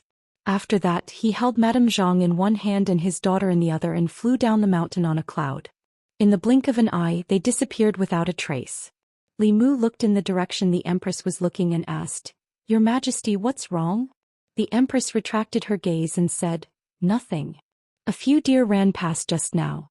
Speaking of deer, Li Mu remembered that he brought half a deer leg from the imperial kitchen today.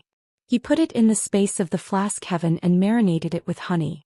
He stood up and said, Your Majesty, rest for a while. I'll go prepare the barbecue.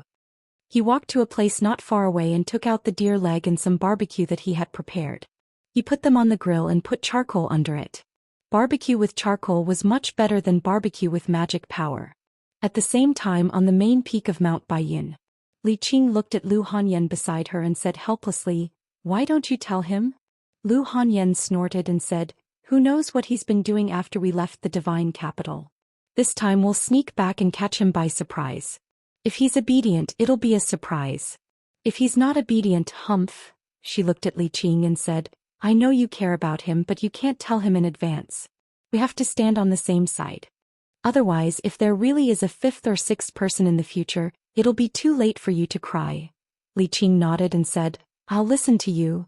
Outside the divine capital, on the top of a barren mountain with beautiful scenery, Zhou Yi took a small piece of deer meat that Li Mu cut with a knife and said, Left Assistant Minister Zhang Chun of the Ministry of Personnel. He's already a 4th rank official. Go back and check if there are any empty 5th rank residences in the imperial court. Give them to him.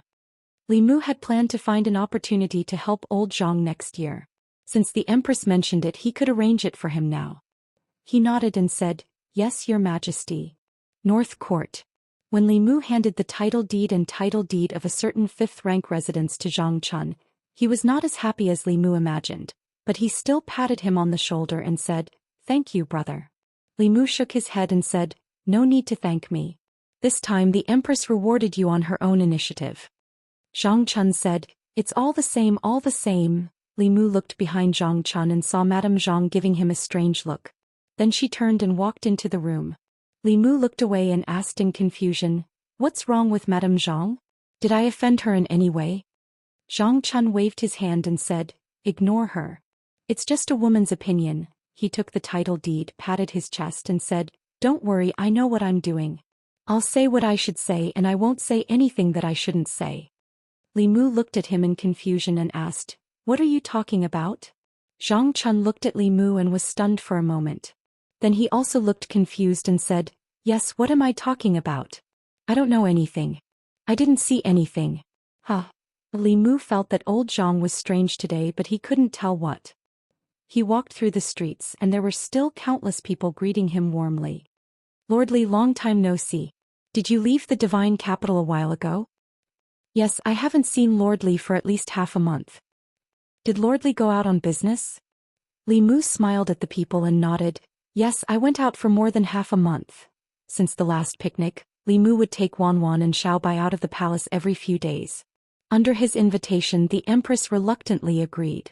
After changing her appearance, she went shopping with them, ate at the roadside stalls, and bought some cheap jewelry that cost a few coins. When she agreed, she was more reluctant than anyone else, but when it came to shopping, she was more excited than anyone else. The things she bought alone were more than Wan and Xiaobai combined. Although most of them were useless, she still enjoyed it and never got tired of it. A few days before the new year, the divine capital was bustling and joyous. On New Year's Eve, Li Mu opened the door and a cold breeze hit him in the face. He looked up at the sky. The sky was gray and snowflakes were floating in the air. Although the divine capital wasn't in the south, it rarely snowed in the winter. The snowflakes fell on the ground and quickly melted. It's snowing. Wan and Xiaobai ran out of the room barefooted.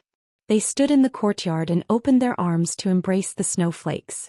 Li Mu slapped their butts and said, Go back and put on your clothes and shoes before coming out. Wan and Xiaobai loved snow.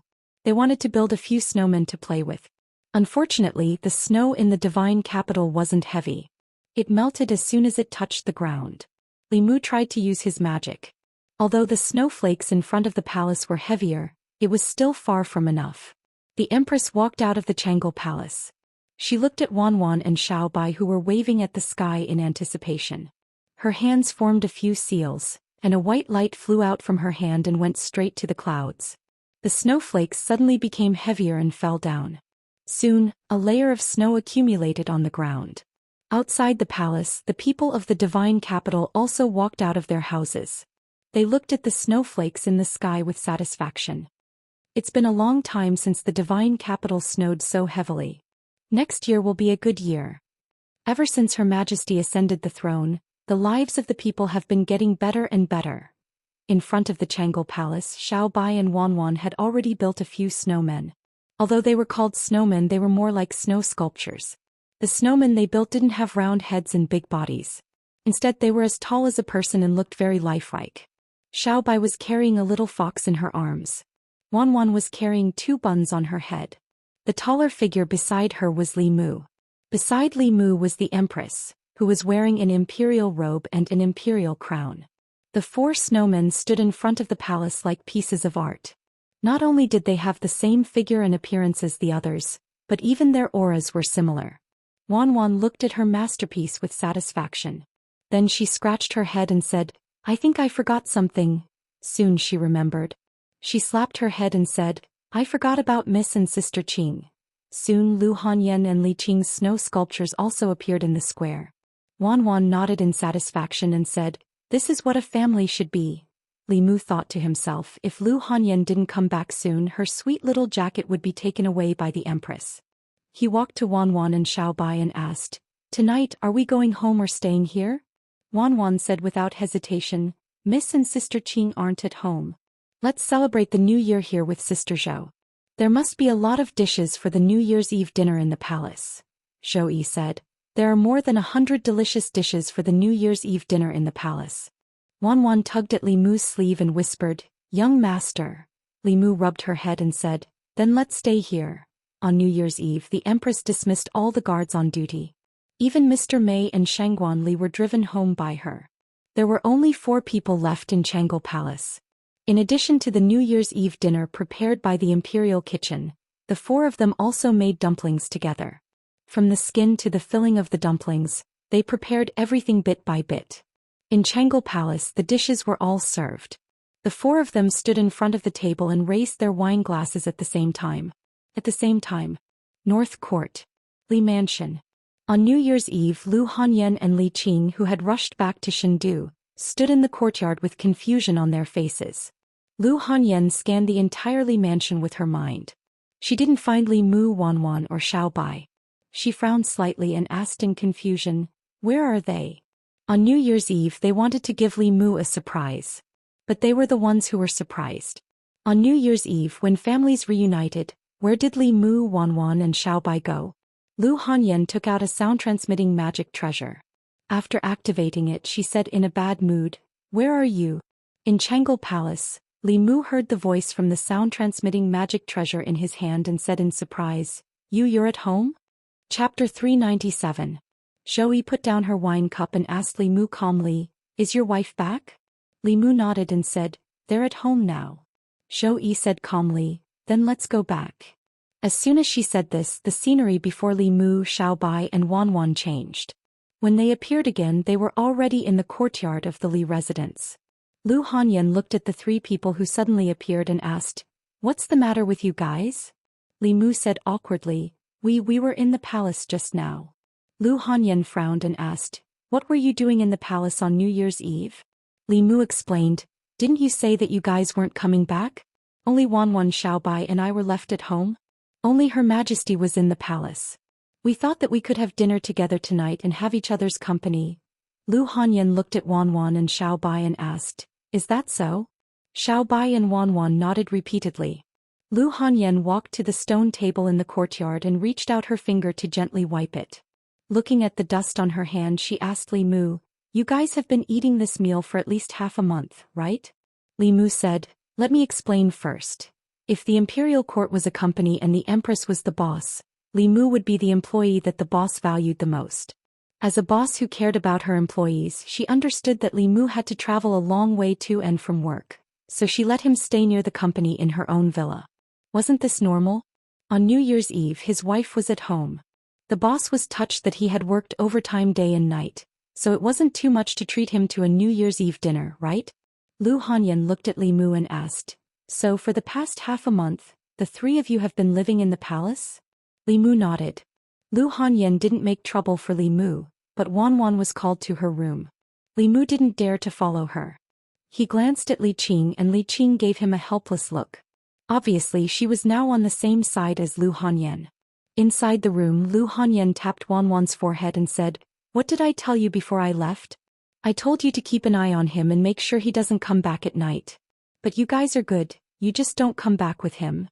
Wanwan lowered her head and looked at her feet. She sobbed a few times and tears dripped down her face. This made Lu Hanyan at a loss. She said in a panic, "Why are you crying?" "I haven't said anything yet." Wanwan wiped her tears and said in a muffled voice, "There were so many dishes. I haven't eaten a single bite yet." Lu Hanyan didn't hear what she said clearly. Seeing that she was crying sadly, she could only hug her and comfort her. Okay, I don't blame you. Don't cry. Fortunately, Li Mu didn't sleep in the palace alone. He had Wan Wan and Xiao Bai to accompany him. He didn't do anything to let her down. At most, there was a little more dust in the house. But to clean it up was just a small spell. Now Li Mu was facing a very serious problem.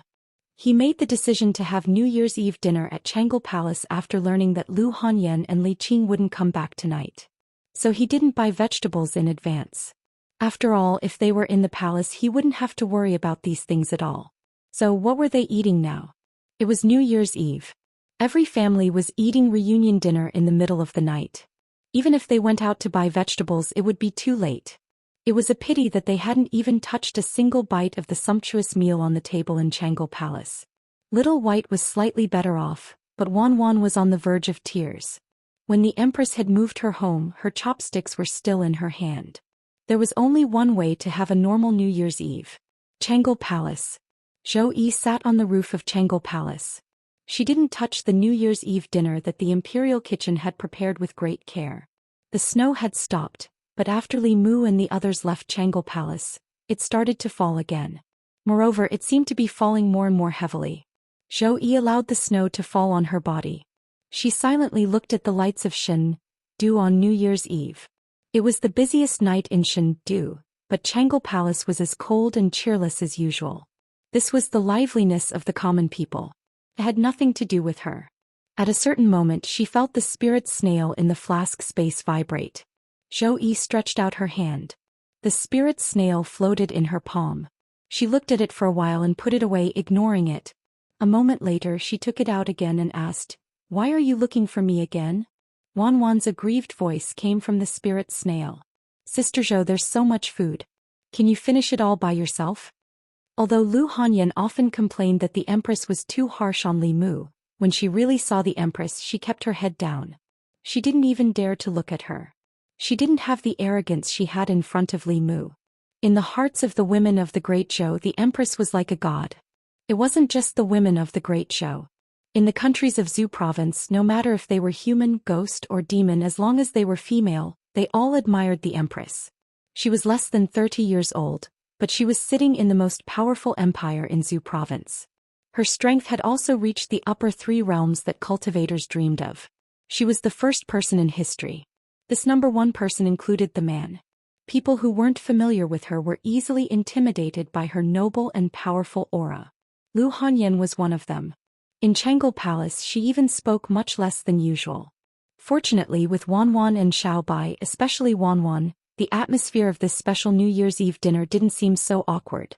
The people of the Great Zhou had the custom of enduring the new year. Tonight they generally didn't sleep.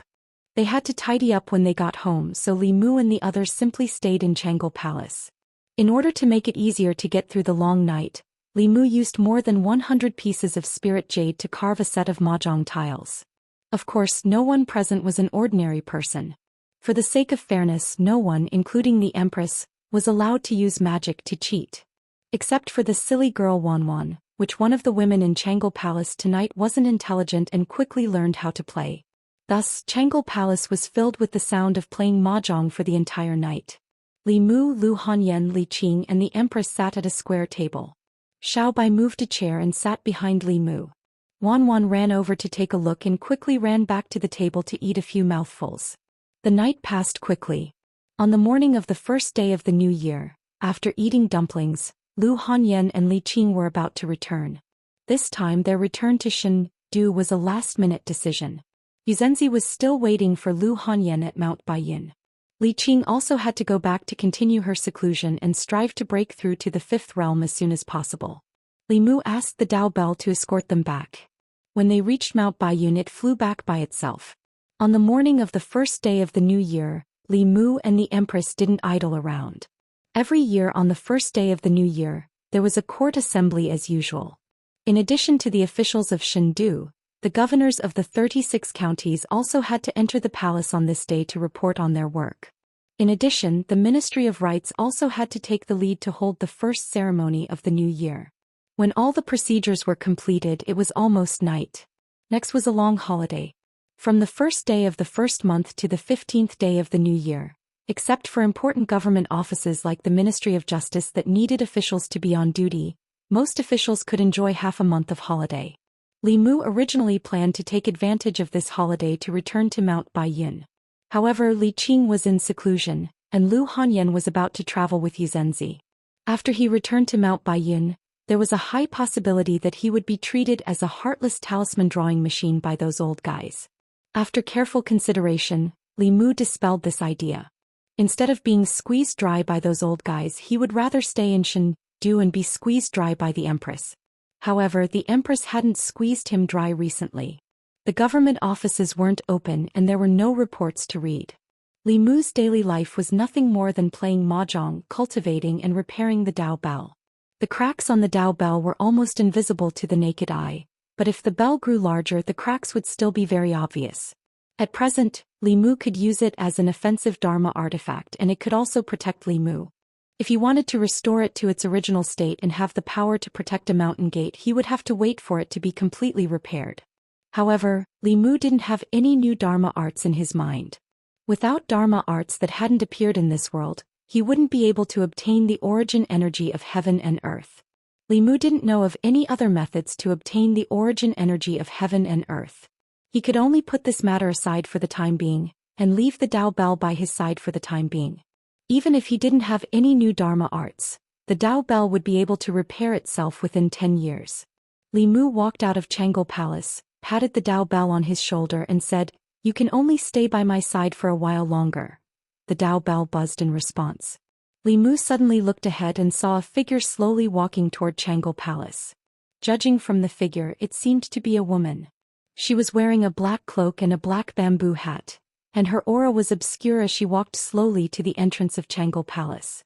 She looked at Li Mu, who was standing at the entrance of Changle Palace, and asked, "What's your name?" Li Mu sized her up and said, "Li Mu." The woman in black nodded slightly and then asked, "Little Li, is Her Majesty in Changle Palace?" Chapter 398. Changle Palace. Li Mu already knew the identity of the woman in black. She was the commander of the Chrysanthemum Guards, the Orchid, Bamboo and Chrysanthemum Guards. Li Mu had never seen her before. According to the title of Commander of the Internal Guards, Li Mu should call her Lady Chrysanthemum. The Chrysanthemum Guards were the Empress's external intelligence organization.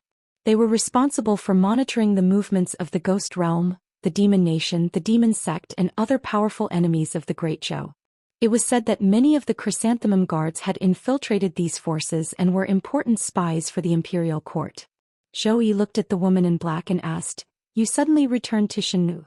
Did the Demon Sect make a big move?" The woman in black glanced at Li Mu and said to Zhou Yi, "Your Majesty, this is a matter of great importance. If it is not handled well, it will be a catastrophe for the Great Zhou and even the entire righteous path." Zhou Yi understood her meaning and said, "He is one of us. If you can tell me something, you can also tell him." The woman in black didn't expect the Empress to trust a man so much, but she didn't dare to question the Empress. She looked away from Li Mu and said, "Your Majesty, the Demon Sect found the Demon Emperor White Emperor's cave." The Empress, who had always been indifferent, showed a serious expression when she heard this news. She asked, "Is the news true?" The woman in black nodded and said, "One of my spies risked exposing his identity to spread this news. The Demon Sect has been searching for the White Emperor's cave for hundreds of years. Recently, they made a major breakthrough and confirmed the approximate location of the White Emperor's cave." "What Demon Emperor, White Emperor?" Li Mu was confused and couldn't help but ask, "Your Majesty, who is Demon Emperor White Emperor? What happened to his cave?"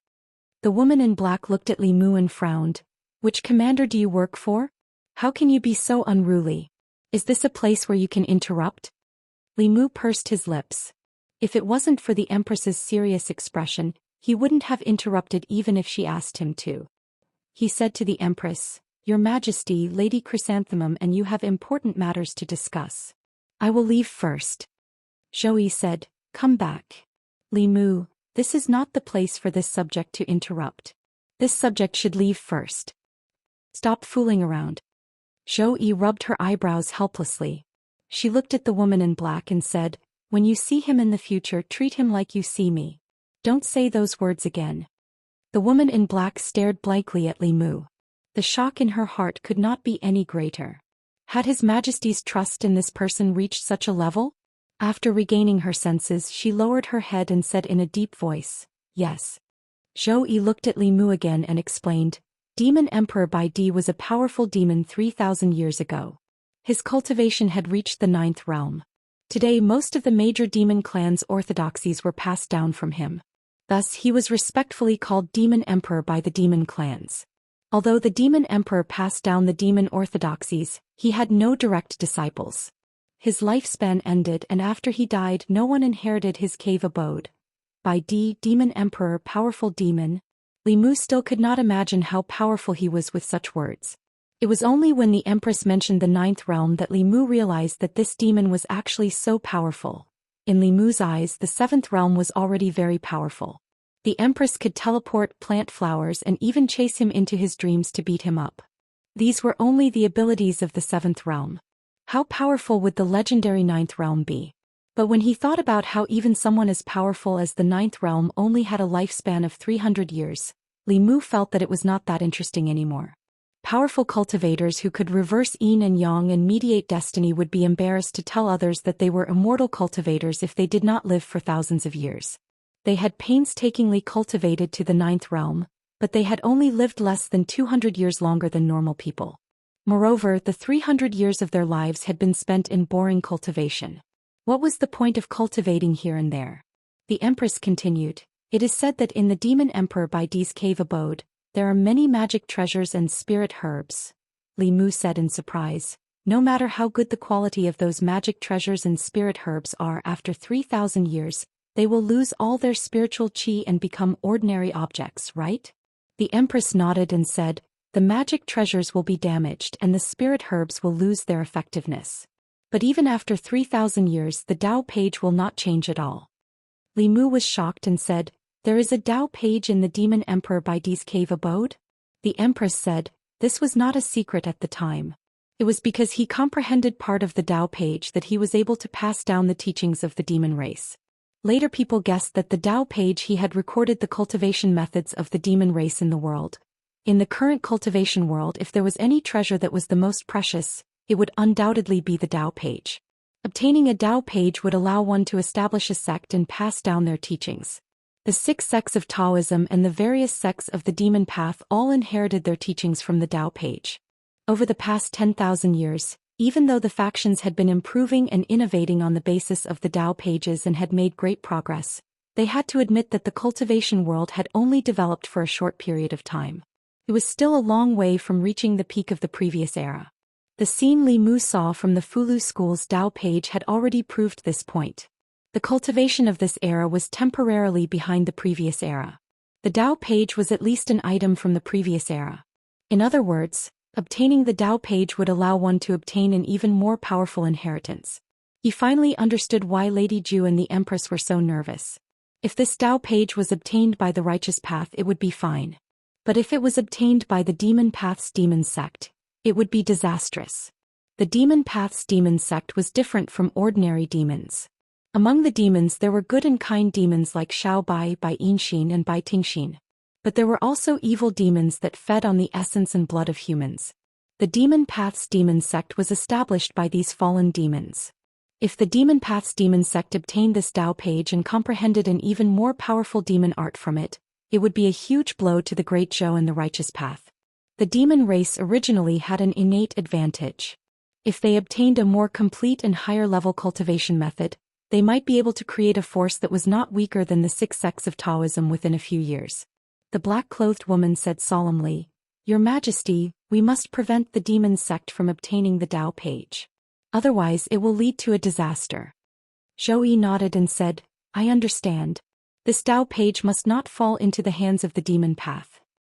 Li Mu thought for a moment and said, "Your Majesty, why don't we let the 3 consecrators of the consecration department go?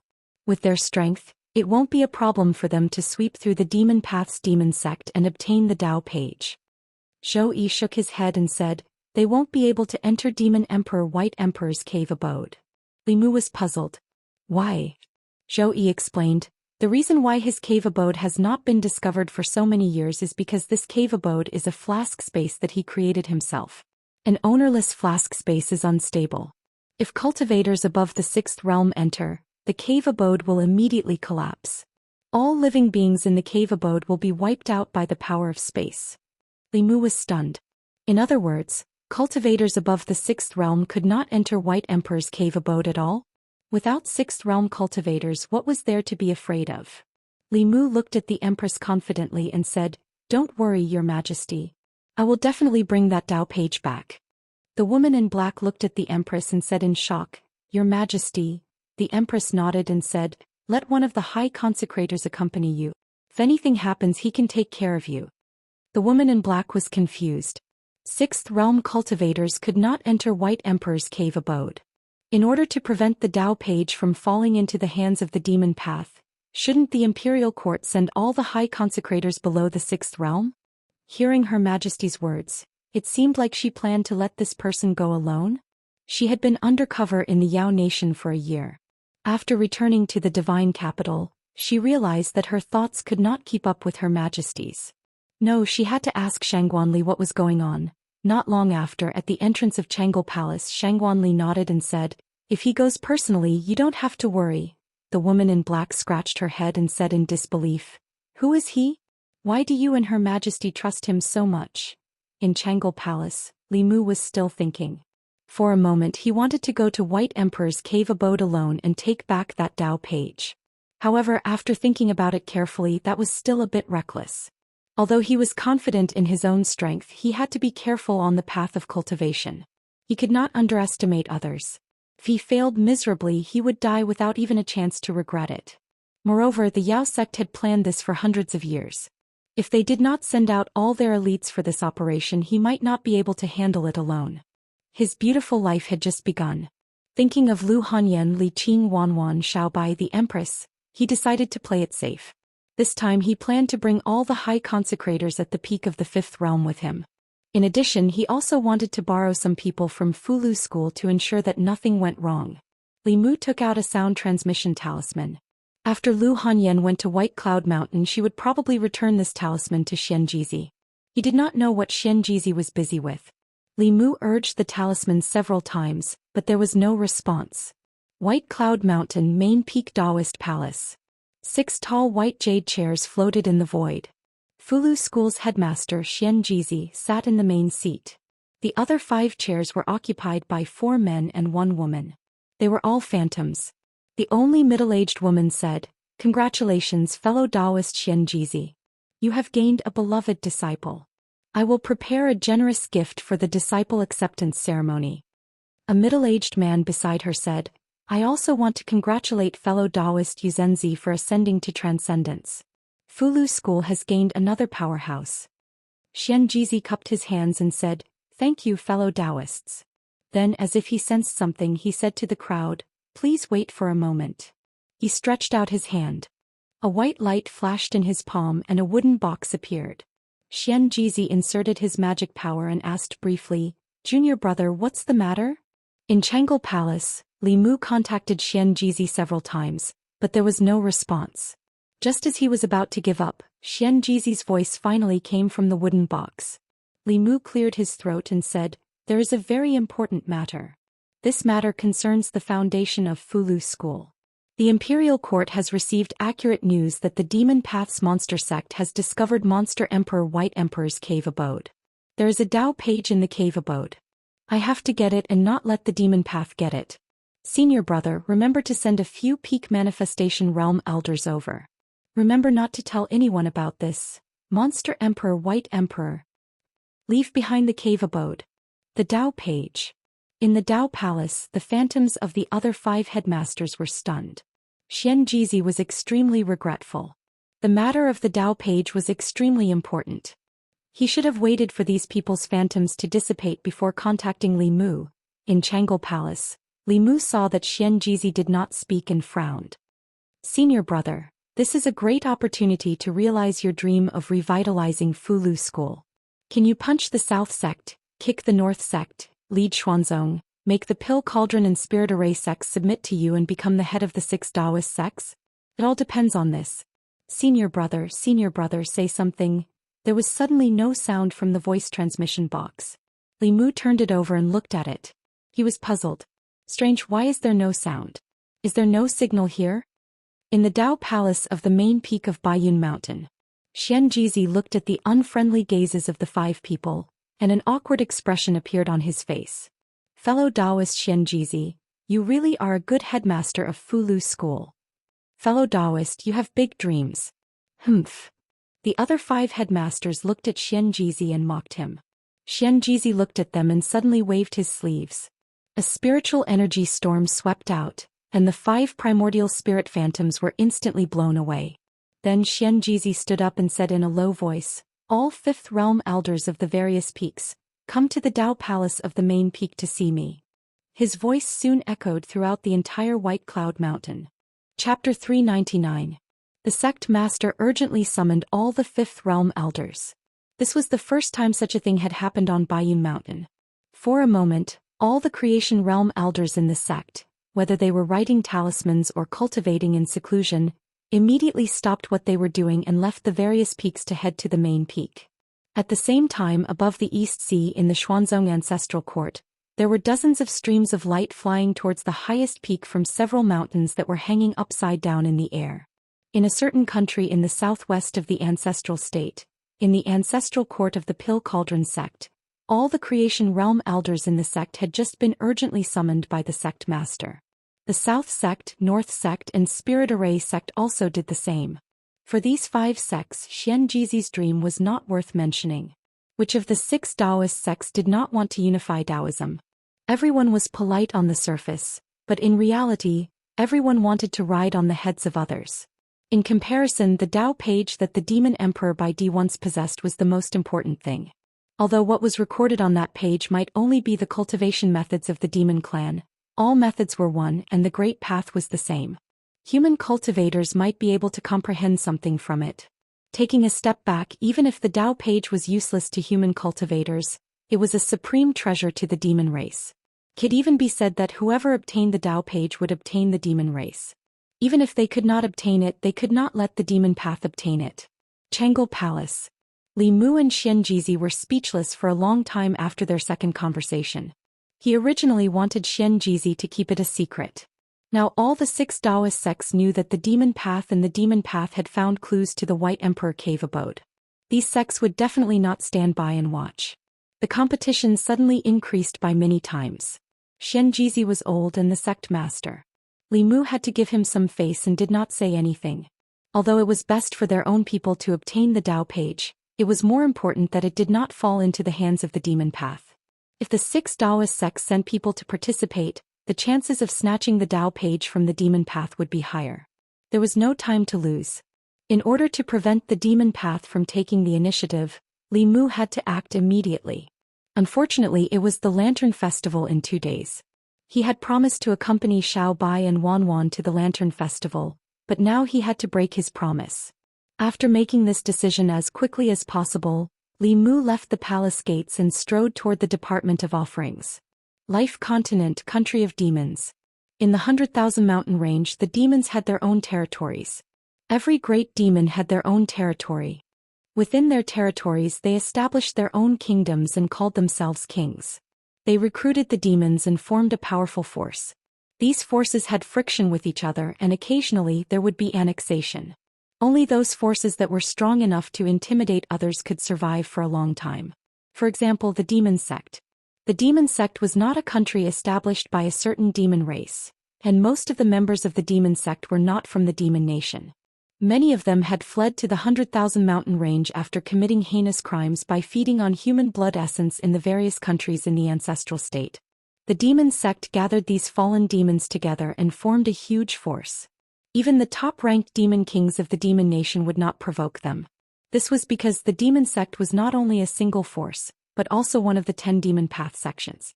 They had the support of the demon path behind them, allowing them to occupy a vast territory in the demon nation. The demon sect.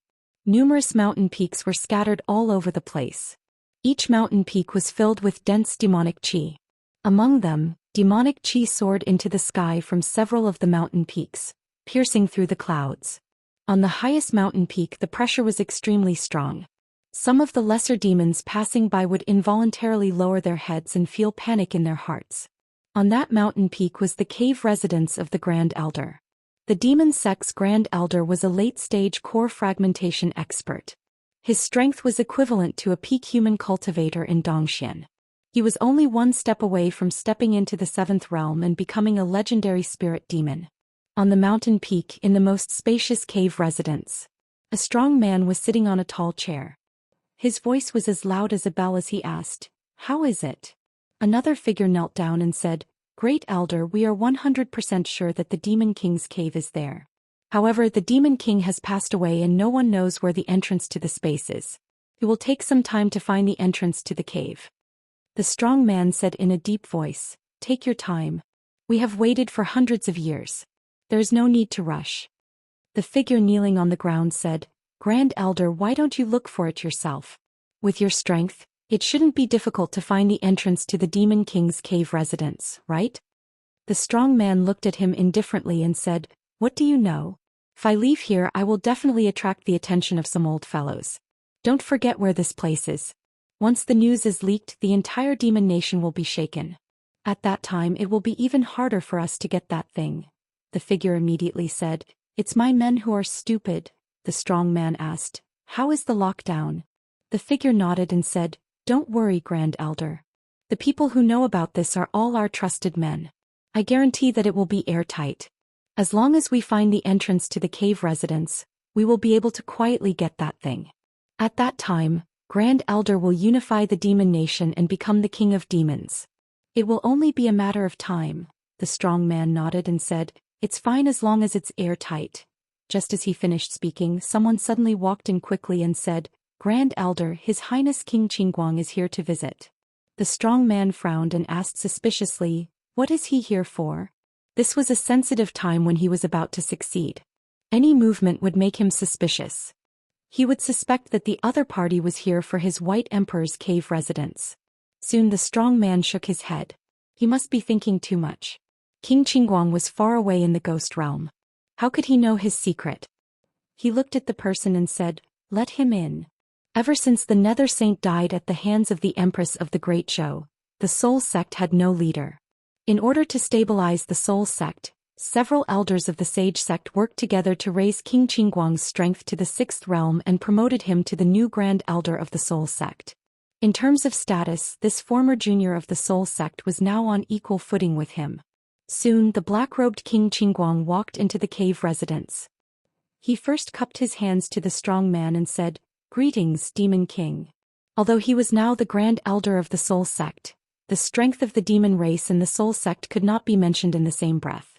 He was far from being a match for the Grand Elder of the Demon Sect.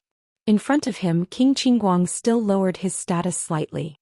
The Demon Sect's Grand Elder Daoist priest said, "I haven't congratulated you on being promoted to the Grand Elder of the Soul Sect." King Qingguang said modestly, "It's all luck. I can't compare to the Demon King." The two exchanged a few polite words. The Demon Sect's Grand Elder asked, "Why did you come to my demon nation instead of staying in the ghost realm?" King Qingguang said, "I heard that the Demon King discovered the White Emperor's cave residence, so I came to take a look." Boom. The Demon Sect's Grand Elder's mind buzzed. He had already ordered everyone to keep this matter a secret. The entire matter was airtight. How did King Qingguang, who was far away in the ghost realm, know about it? Soon his face regained its calm. He looked at King Qingguang and said in surprise, "Even I didn't know about this. How did you know about it?" King Qingguang looked at him with surprise and said slowly, "A head of the Pill Cauldron School and a dozen Fortune Realm elders have already entered the demon nation. According to the reports of our spies in various places, besides the Pill Cauldron School, the Fulu School, the Spirit Array School, the Southern School, the Northern School, and the Xuanzong have all made big movements. Their target seems to be the demon nation. The Great Zhou's consecrated department has been moving frequently recently. There must be some scheme. If they're not here for the White Emperor's cave residence, could it be that they're here to pacify the demon nation and eradicate the demon sect?" The demon sect's Grand Elder's face sank. After a long time he took a deep breath and looked at a figure behind him. He gritted his teeth and said, "This is what you meant by airtight?" The demon cultivator fell to his knees with a thump, his body shaking like a sieve. How was this airtight? It was simply leaking air everywhere. At this moment he also didn't know how this matter that was supposed to be top secret was suddenly known by everyone. Could it be that there was a traitor among them? P.S. This chapter is a little short. The reason is that I haven't finished writing the following plot. There are many ideas, but it's not easy to string them together and make them interesting. If the second update isn't up by 11:30, then it isn't. I'll update when the ideas are smoothed out. Chapter 400. Inside the cave, King Qingguang looked at the demon sect Grand Elder and said, Demon King, this time the 6 Daoist sects and the Great Zhou Court have all sent experts to the demon nation. We must determine the purpose of these people. If they really want to eradicate the demon sect and pacify the demon nation, we must immediately report back to the sage sect and ask the elders to decide. The demon sect Grand Elder snorted and asked, do they have the guts? Whether it was the righteous Dao, the demon Dao, or the Great Zhou Court, there was a certain tacit understanding between the three. The Great Zhou Court would never join forces with the 6 Daoist sects to attack a branch of the demon Dao unless they were prepared for the crazy revenge of the 10 demon Dao sects. At that time the entire ancestral province would become a battlefield. The battle between super experts could render the 36 counties of the Great Zhou barren. If the Great Zhou Court lost, their nation would be destroyed. If the Great Zhou Court won, the 36 counties would become a land of death. The demon Dao might lose, but the righteous Dao and the Great Zhou Court would never win. They were not here to attack the demon sect. Without a doubt, their purpose in coming to the demon nation was the White Emperor's cave. King Qingguang looked at him and said, so the matter of the White Emperor's cave is true? At this point there was no use in hiding it. The demon sect Grand Elder said with a sullen face, it's true. As his voice fell, another small demon ran in and said, Grand Elder, the sage sect elder sent a message. The news of the demon sect discovering the demon emperor White Emperor's cave quickly spread throughout the various demon nations. The demon sect discovered the location of the White Emperor's cave. They sent people into the White Emperor's cave. The demon sect Grand Elder obtained that page of the heavenly book. The demon sect Grand Elder comprehended the heavenly book and is about to unify the demon nation. At first the demons thought that the news was fake. However, as the rumors became more and more true, some powerful demons could not sit still. Blackwind Nation. A burly man with a face full of black hair and a pair of large ears had a glint in his eyes. He gritted his teeth and said, no, we can't let the demon sect obtain this page of the heavenly book. Otherwise they will cause chaos in our demon kingdom. Send someone to find out what's going on. In a certain mountain range in the demon nation, there was a mountain peak that resembled a wolf's head. At the mouth of the wolf there was a deep cave. It was pitch black inside the cave with only a few balls of flame flickering.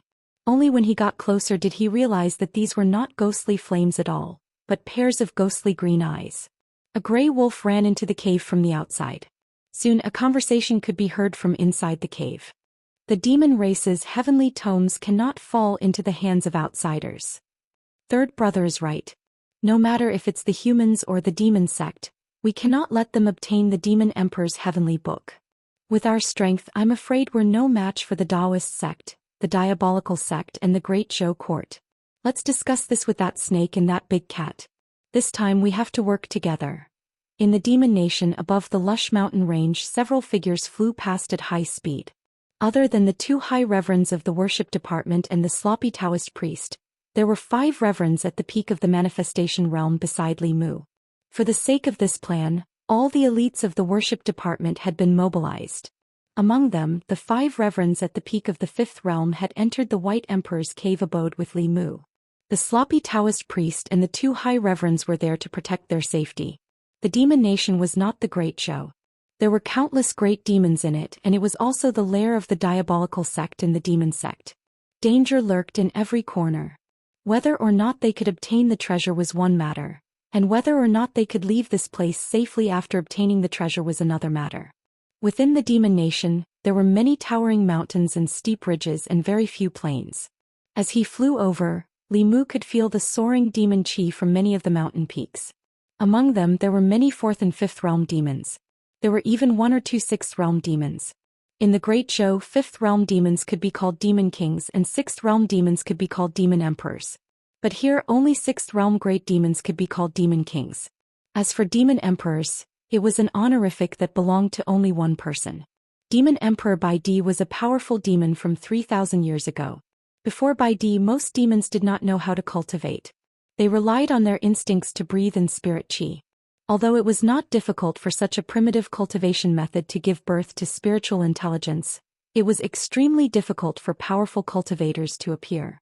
Bai Di was the first 9th realm great demon. Not only was his own cultivation extraordinary, but he also passed down cultivation methods to many demons. After Bai Di, the demons obtained cultivation methods and began to rise rapidly. They even established the demon nation and ruled separately from the human race until now. It was said that Bai Di only passed down the basic cultivation methods of the demons. The true great supernatural power of the demons still existed in the heavenly book in Bai Di's hands. As long as one could obtain the heavenly book, they would be able to grasp the supreme cultivation secrets of the demons. The Tao scripture of the Taoist sect was called the heavenly book by the demons. Others might have other names, but in the eyes of the Taoist sect, no matter if it was the demon Tao, the ghost Tao, the demon Tao, or the Buddhist Tao, they were all Taoists. There was nothing wrong with calling it the Tao scripture. Li Mu and the others swaggered across the sky, encountering quite a number of demons blocking their way. However, when they saw the formation of the group, they fled far away without even thinking about it. Later, Li Mu simply asked the 2 high priests to release their auras. Since then, no more demons dared to jump out. Although they were few in number, only 9, these 9 people could destroy most of the demon nations here. Li Mu took out a compass and looked at the needle on the compass. It pointed to a mountain peak on the left and said, "There." The group flew another 50 miles to the left and landed on a mountain peak. On the open space on the mountain peak, Xianxia walked over with a smile and said, "Junior brother, you're finally here." The few figures behind him also walked forward and bowed. "Greetings, Martial Uncle Ling Jizi." Mount Baiyun was closer to the demon nation, so the people from Fulu School had arrived earlier than Li Mu. However, they did not know the exact location and could only wait for Li Mu to arrive first. No need for formalities. Li Mu waved at the elders and looked to the side, saying, "Daoist Miao Dun is also here." Xianxia revealed a helpless expression. Although the other 5 sects knew about the White Emperor's cave abode, only Li Mu knew its exact location. Even if they arrived at the demon nation, they could only look around like headless flies. Never in his wildest dreams did he expect to meet people from the profound sect here. After Xuanzong's Miao Dun saw them, she insisted on traveling with them. He could not shake her off no matter how hard he tried. In the end, he could only give up. A middle-aged Daoist nun holding a horsetail whisk walked over and smiled at Li Mu, saying, "Long time no see. Fellow Daoist, you're not the same as before." When she first met Li Mu, he was still a lowly constable in Yangqiu County with a weak cultivation. After more than a year, he had already advanced to the fortune realm and became a second-generation disciple of Fulu School. His status was the same as hers. Li Mu smiled and said, "Daoist Miao Dun is still as elegant as ever."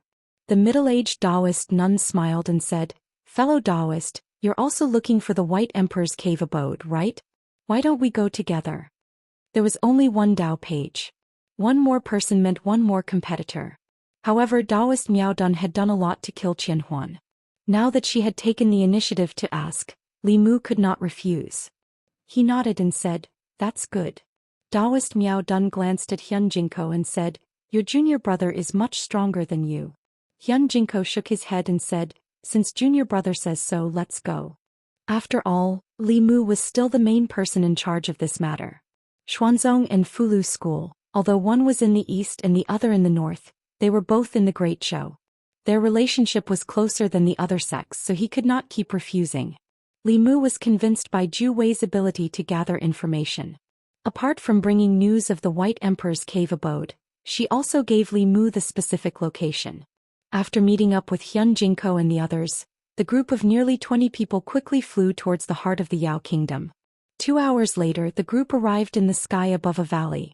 The slovenly Taoist priest suddenly said, "Stop."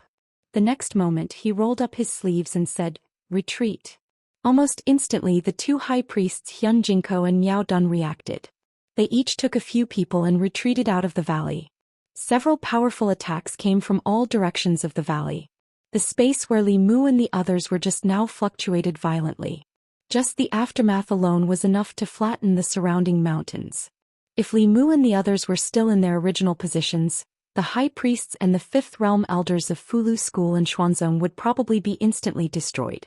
The Dongxian experts would also be seriously injured. The next moment, 4 powerful auras rose from the valley. One of them was emitting a ghostly aura. He was slightly weaker than the Nether Saint, but he was still a 6th Realm expert. The other person was a muscular man. His demonic aura soared into the sky. His aura was also very terrifying. Li Mu sensed that he seemed to be even stronger than Xianxia. As for the other two, one was an unusually handsome man. The other was shrouded in a cloud of fog. His face could not be seen, but from their auras, these two were undoubtedly 6th Realm experts. Xianxia looked at the muscular man with a serious expression. He said, "Demon Sect Grand Elder." The man looked at the group with a fierce gaze. His voice was loud as a bell. He said sternly, "This is not a place where you can come. Go back to where you came from." The slovenly Taoist priest crossed his arms and said disdainfully, "Little cat, what are you being so arrogant for? There are only 4 of you and 5 of us. Why don't we fight? Whoever loses can get lost." The 4 6th Realms on the other side were undoubtedly from the Devil Sect. Judging from their characteristics, they should be from the Soul Sect, the Demon Sect, the Mirage Sect and the Maison Sect respectively. It was obvious that the Devil Sect had attached great importance to the Demon Emperor's cave residence this time. While the two sides were in a stalemate, Li Mu suddenly felt a gaze from the opposite side fall on him. He looked across and saw a few figures standing behind the handsome man. One of them was a woman who was glaring at him with a ferocious look in her eyes. It was as if she wanted nothing more than to skin him alive. Chapter 401. Seeing Phantom Princess, Li Mu recalled the rope that the Empress had given him. Then he recalled some scenes that were not suitable for children. If it wasn't for that teleportation talisman, this demon would have become Li Mu's captive. Now the 2 short swords that he had seized from her were still in Li Mu's storage space. Sensing Li Mu's unscrupulous gaze, Phantom Princess also recalled some past events, and the viciousness in her eyes intensified. Opposite him, the Demon Sect's Grand Elder looked at the 5 powerhouses opposite him with an ugly expression. Just as the Taoist priest had said, in terms of the number of powerhouses, his side was at a disadvantage. Not only that, he couldn't see through the Taoist priest's strength at all. Even if his cultivation hadn't reached the 7th realm, he should be at the edge of that realm. They didn't have the advantage in numbers, and their strength was also slightly inferior. They were at an absolute disadvantage.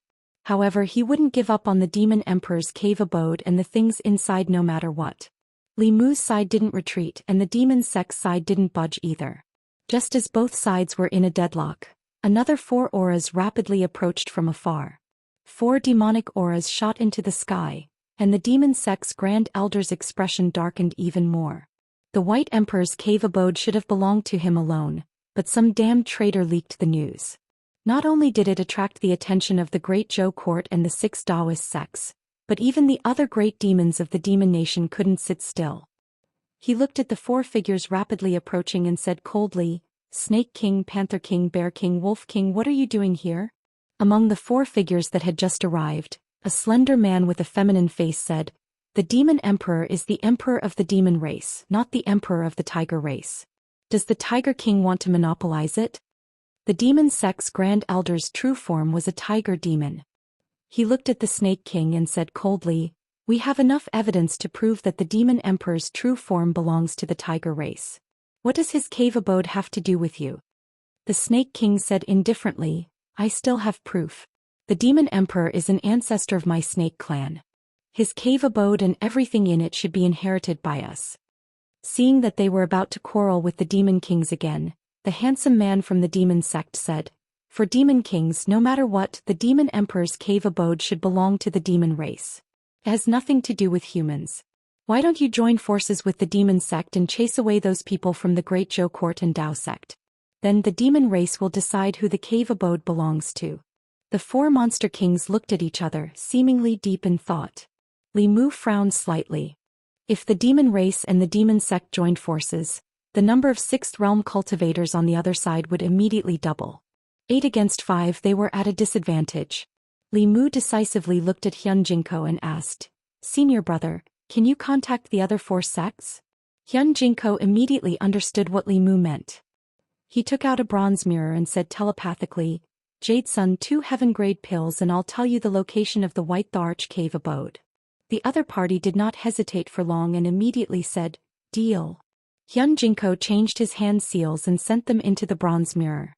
He said again, Guanjiwanzi, 2 heaven-grade array flags and I'll tell you the location of the White Arch Cave abode. The person in the mirror said in a low voice, deal.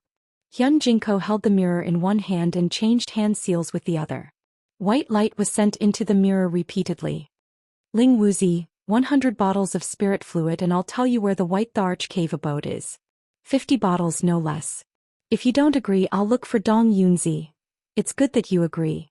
50 bottles of spirit fluid in exchange for a chance to obtain the Dao page. You guys don't lose out. Dong Yunzi, 2 heaven-grade magic treasures in exchange for the location of the White Arch Cave abode. Dan Qingzi and the rest have all agreed. You're the only one left. What? Come over quickly. Li Mu looked at Hyun Jinko in a daze. In his eyes, Hyun Jinko had always been an honest person with thick eyebrows and big eyes. Li Mu and Lu Hanyan had become disciples. He was the one who had been exploited the most by Yuzhen and Fu Daozi. He had been extorted of a lot of treasures, but he did not complain at all. He was so honest that it was embarrassing. He was completely not as shrewd as he was just now. Li Mu was dumbfounded when he heard the news and did 4 business deals. Sensing Li Mu's gaze, Hyun Jinko said embarrassedly, it's almost time for Senior Brother Sect Master's disciple recruitment ceremony. I understand. Li Mu nodded embarrassedly and said, I understand. First it was Lu Hanyan. Then it was Li Mu. The couple had already emptied Hyun Jinko. Until now, Li Mu was too embarrassed to take out the Xianxia sword in front of him. Now it was Li Qing's turn. He probably really did not have anything that he could take out. That was why he wanted to take this opportunity to extort a wave of money. By extorting 4 sects at the same time, other than giving Li Qing a meeting gift, he also made a lot of profit. Li Mu was truly somewhat guilty. Their family had forced an honest person to become a treacherous person. Opposite them, the eyes of the 4 demon kings flickered. Although the demon sect did not have good intentions, they definitely did not want the treasures of the demon race to be obtained by humans. Joining forces to chase them away first before fighting with the demon sect was the best decision. However, before they could respond, a sudden change occurred. The sky in front suddenly lit up. In the void, a golden door appeared out of nowhere. Several figures walked out of the door. The aura of the leader was obscure. He was obviously a 6th realm cultivator. The few people behind him also had the aura of a peak 5th realm cultivator. Li Mu looked at the golden door. From that position he could feel the fluctuations of an array formation. They had directly built a teleportation array formation. The appearance of the spirit array sect was indeed extraordinary. Among the 4 sects they were the first to arrive. Then a few more figures shot over from afar and arrived in an instant. A woman in a white robe and a few other figures appeared in everyone's line of sight. These people were all women. As they approached, Li Mu suddenly caught a whiff of a fragrant scent. This fragrance did not smell like the body fragrance of a woman. It was more like the fragrance of an elixir. Moreover, it was the fragrance of a supreme-grade elixir. Li Mu could not help but swallow a mouthful of saliva. For cultivators, this fragrance was really too alluring. Without a doubt, these people were the powerful cultivators of the Elixir Cauldron sect. Then a few more figures descended from the sky. These people were all men. They wore Daoist robes, but they did not look elegant at all. Because their bodies were too strong, Li Mu could see the lines of their muscles through the Daoist robes. The disciples of the South sect began to temper their bodies before they started cultivating. They specialized in the martial Dao. The strength of their bodies was comparable to Dharma treasures. The moment the disciples of the South sect appeared, Li Mu heard the sound of wind. He looked up and saw a black dot appear in the distant sky. The black dot enlarged quickly. A gigantic sword that was 1,000 feet long appeared in front of everyone's eyes. A few figures stood at the tip of the gigantic sword. After flying to the top of the valley, the people standing on the giant sword jumped down. Then the gigantic sword began to shrink rapidly. In the end, it shrunk to its normal size and was carried on the back of a middle-aged man with a cultivation of the 6th realm. Li Mu noticed that the Daoist robes of the people beside the middle-aged man were flowing with light. They seemed to be of extraordinary quality. The weapons in their hands also looked extraordinary. Looking at their outfits and then looking at the disciples of the Fulu school, it was like comparing an emperor to a beggar. The North sect specialized in refining weapons. Among the 6 Daoist sects, it was the most extravagant sect. At this point, the 6 Daoist sects had gathered. The middle-aged man from the North sect looked around and looked at Hyun Jinko. He said angrily, "Hyun Jinko, didn't you say that you would only tell us this news?" The muscular man from the South sect did not look good either. He said the same thing to me. The woman from the Pill Cauldron sect looked at Hyun Jinko unhappily. She said, "Senior brother Hyun Jinko, you said that you would only tell little sister. You didn't keep your word." From the Spirit Array sect, Guang Yuanzi snorted coldly. He said, "You didn't keep your word first. We can only give you one set of heaven-grade array flags." Hyun Jinko coughed softly and said, "Let's not rush this matter. Opening the Demon Emperor's cave abode and getting the Dao page is more important." Although everyone's expression was still somewhat displeased, they did not speak again. The 6 Daoist sects usually liked to fight for disciples and organize all kinds of competitions between disciples to see who was better. They also dreamed of one day riding on the heads of the other 5 sections. However, at the end of the day they were still fellow sect members. Even if they were from different sects, they would still address each other as senior brother and senior sister. At this moment they were united against the outside world. It was a tacit understanding that did not even need to be mentioned. Opposite them, the demon sect Grand Elder's expression was already indescribably ugly. The 6 Daoist sects and the Great Zhou court already had 9 Sixth Realm experts on their side. On their side, even if the 4 demon kings were all on their side, they only had 8 Sixth Realm experts. Not to mention the actual combat strength of the first seat of the 6 Daoist sects could not be measured by experts of the same level. If they really fought, their side would undoubtedly suffer a crushing defeat. Originally it was his treasure trove alone. Now it had attracted more than 10 major factions to fight for it. Just the 6th Realm experts alone numbered 16, and that was not counting himself. At the thought of this he hated the spy who leaked the news even more. However, the spy seemed to have vanished from the face of the earth. No matter how he searched or calculated, he could not find any trace of the spy. After the people from the other 4 sects arrived, the atmosphere became awkward once more. Although the 6 Daoist sects and the Great Zhou court were the strongest among the factions, no matter whether they wanted to make a move against the demon sect or the 4 demon kings, the other factions would not stand by and watch. If they really fought, neither side would gain any advantage.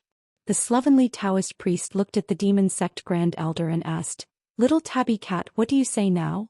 The demon sect Grand Elder remained silent. It was impossible for him to monopolize the demon emperor's cave abode. However, he was also unwilling to give it up.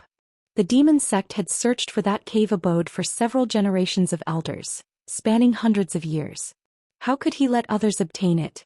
At this moment the Snake King spoke.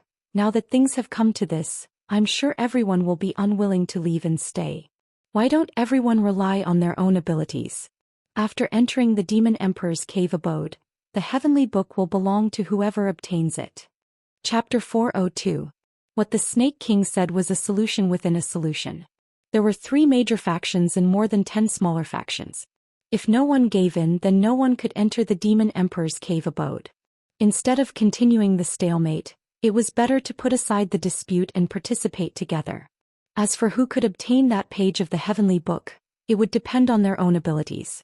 Even if they couldn't obtain it, they could only blame themselves for being inferior. After the Snake King made his suggestion, the sloppy Taoist priest looked at Li Mu. Li Mu nodded slightly. It was impossible to monopolize the Demon Emperor's cave abode now. If they competed fairly, they had a high chance of winning. It wasn't unacceptable. The sloppy Taoist priest said, "We agree. You can ask that little tabby cat if it agrees." The Demon Grand Elder didn't agree, but he didn't reject either. It was a tacit agreement. There were so many powerhouses here. His opinion wasn't important. Seeing that no one objected, the Snake King continued. "After the Demon Emperor died, the cave abode has no owner. Those above the 6th realm cannot enter, so we can only send in our subordinates. For the sake of fairness, including us, no matter if it's the Great Zhou court, the 6 Daoist sects, or the various Demon Dao sects, each faction can only send in 5 subordinates below the 6th realm. Does anyone have a different opinion?" The Snake King's words were fair. No one raised any objections. Including Li Mu, there were a total of 6 Fifth Realm consecrators in the imperial court. One of them had to stay outside. Only 5 of the elders brought by the 6 sects could enter. Very quickly they decided on the candidates. The 4 Demon Dao sects and the Demon Kings also chose their strongest subordinates. For now, the 3 factions reached a temporary compromise. The next problem was to enter the Demon Emperor's cave abode. If there were only a few 6th Realm powerhouses in the valley, they would have to put in a lot of effort to find the entrance. However, there were a total of 17 6th Realm powerhouses here. Under the influence of benefits, the 17 of them joined forces to cast spells. Their magic power focused on a point in the void. A hole was immediately torn in that space. One could vaguely see that it was connected to another space. The Snake King said in a low voice, "Go in quickly. We can't hold it for long."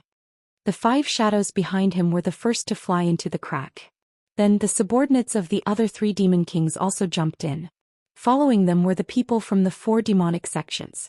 Seeing Huanji and the others fly in, Li Mu, the other 4 consecrators, and the 5 elders of the Fulu school also flew in. In the valley, more than 10 people withdrew their spells. The spatial entrance also disappeared and the sky returned to normal. The 3 forces stood in 3 different places, each on guard against the other. At this time, Li Mu looked at the vast expanse of whiteness around him and raised his vigilance to the highest level. The White Emperor's cave mansion was not like what he had imagined. In front of him there was only a white fog. He could only see 3 or 4 steps away from him. Beyond 5 steps, there was only a thick white fog and he could not see anything. When Li Mu's spiritual awareness left his body, the range it could explore was no more than 10 steps. Suddenly he felt a sense of danger. His body moved a few feet to the side and a flying sword brushed past his neck. Li Mu squinted his eyes and looked at the thick fog in front of him.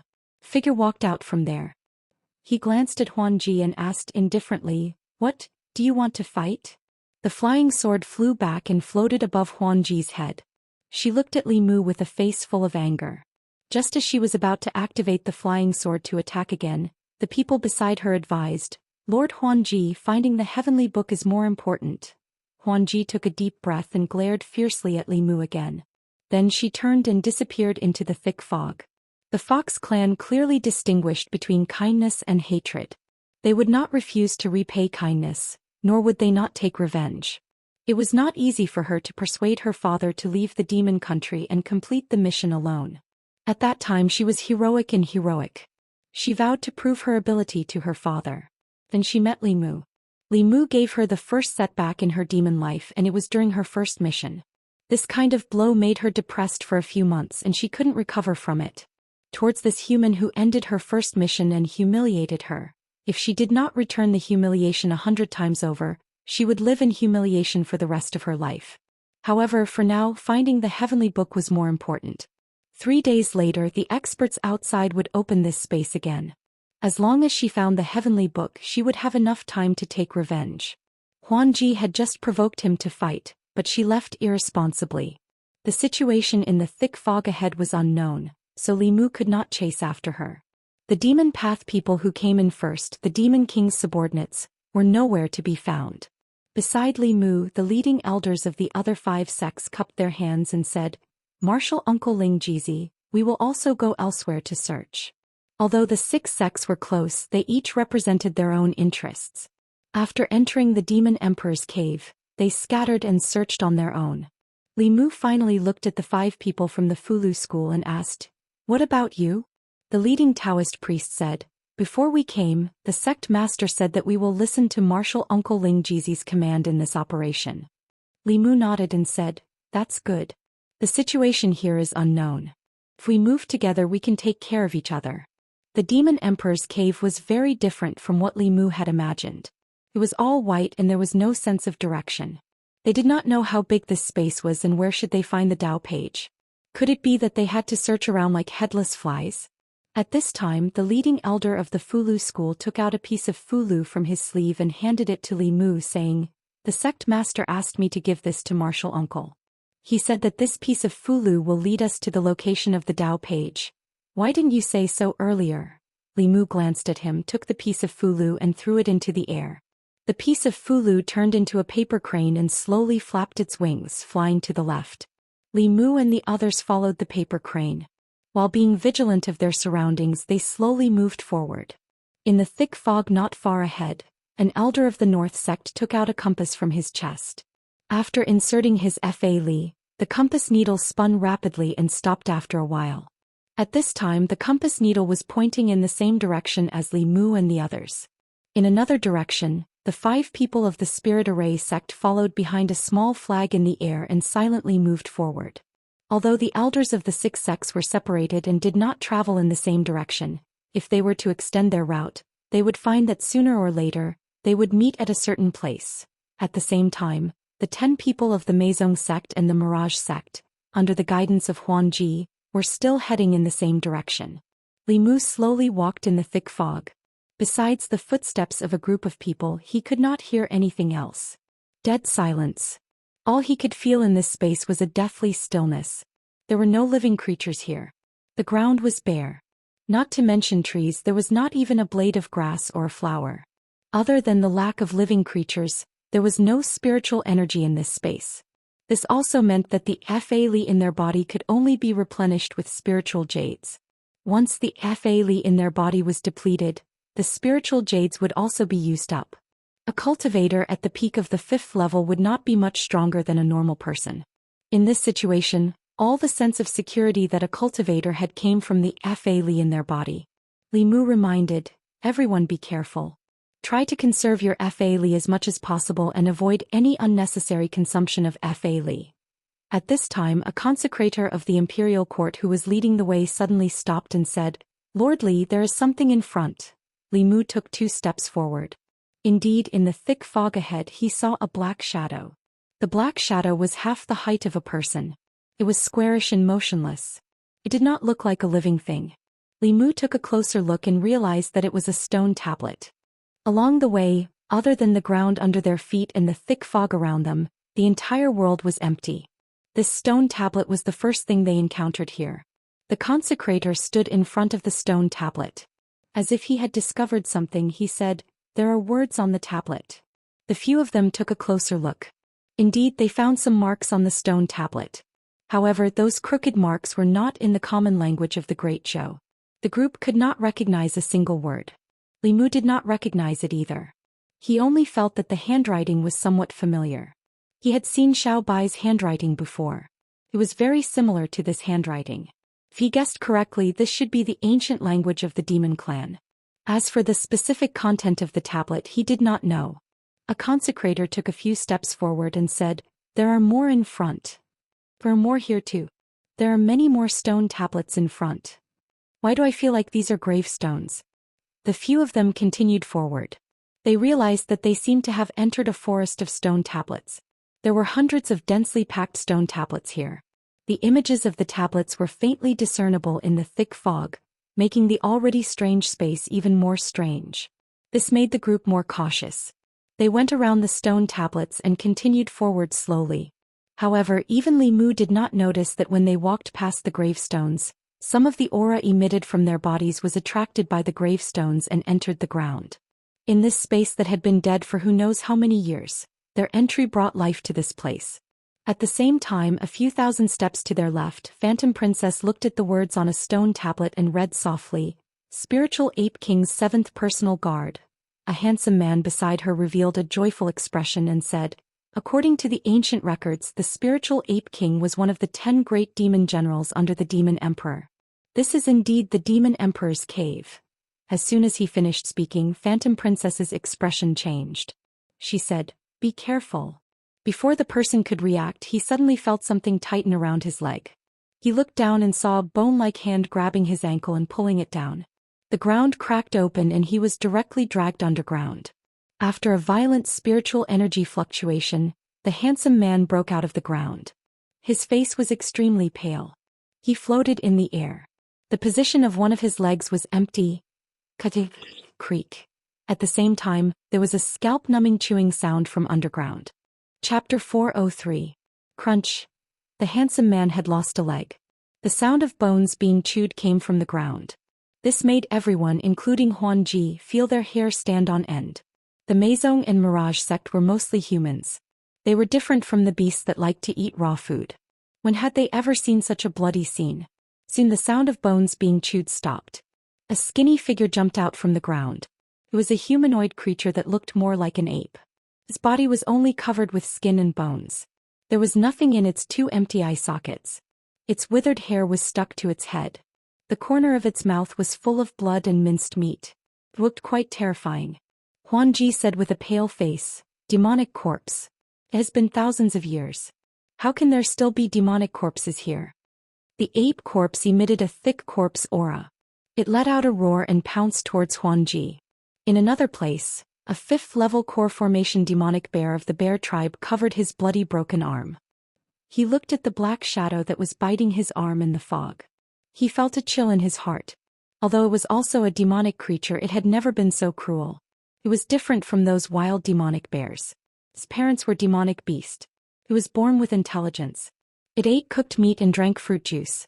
The thick smell of blood made him feel nauseous. At this time, the black shadow had finished biting his arm and pounced towards him from the fog. 100 steps behind him, several people from the demonic Dao and demon sect were attacking a demonic corpse that came out from the ground. In other places, the elders of the 6 Dao sects were also in a similar situation. A female elder of the Pill Cauldron sect looked at the wolf corpse that was pouncing towards her. She waved her hand and threw a pill into the wolf corpse's mouth. Sizzle! Green smoke came out of the wolf corpse's mouth. Soon its entire body turned into a pile of powder. In another place, a bear corpse was pouncing towards the elder of the South sect. It was punched in the head and the bear corpse's head exploded. At almost the same time, a leopard corpse was killed by the sword array of the spirit array sect. At the place where Xuanzong was, lightning suddenly struck down from the fog and killed the 2 black shadows. On the northern sect's side, a demonic corpse stretched out its sharp claws and stabbed at a northern sect elder. With a few crisp sounds, its claws broke. At the same time, its head was easily cut off by the northern sect elder's sword. Somewhere in the cave dwelling, Li Mu watched as the 2 monster corpses turned to ashes beneath the fulu, a thoughtful expression on his face. Why would there be a strange demon corpse here? Although zombies lived longer than most races, it was impossible for them to live for more than 3,000 years. From the moment a corpse gained sentience, it had to re-enter the cycle of life and death. Furthermore, these demonic corpses looked extremely strange. Their strength was obviously not weak, and they were not weaker than a 4th realm flying stiff. However, they did not possess the simple intelligence of a flying stiff. Under normal circumstances, this was impossible. Unless they were strong cultivators above the 5th realm before they died. The strength of a strong cultivator's corpse would naturally be extraordinary. They had existed in the form of corpses in this cave dwelling for as long as 3,000 years. Perhaps the entrance of Li Mu and the others had stimulated them, causing them to mutate. This was the only reason that could explain why there were demon corpses that had lived for 3,000 years. Although these corpses were very old, they had only mutated for a short period of time. If the corpses buried under these stone tablets were the corpses of strong cultivators from the demon clan from 3,000 years ago, and because of the influx of living people, the process of mutating had accelerated, then Li Mu looked at the other stone tablets. Indeed, he saw that all the surrounding stone tablets had begun to shake violently. He looked at the people around him and said in a low voice, "This place is strange. Everyone be careful underground." Black shadows broke out from the ground under the stone steel. The thick corpse aura mixed with the smell of decay seemed to have diluted the surrounding fog a little. A Fulu school elder frowned and said, "Why are there so many demon corpses in the demon emperor's cave dwelling?" Li Mu shook his head and said, "Don't worry about that.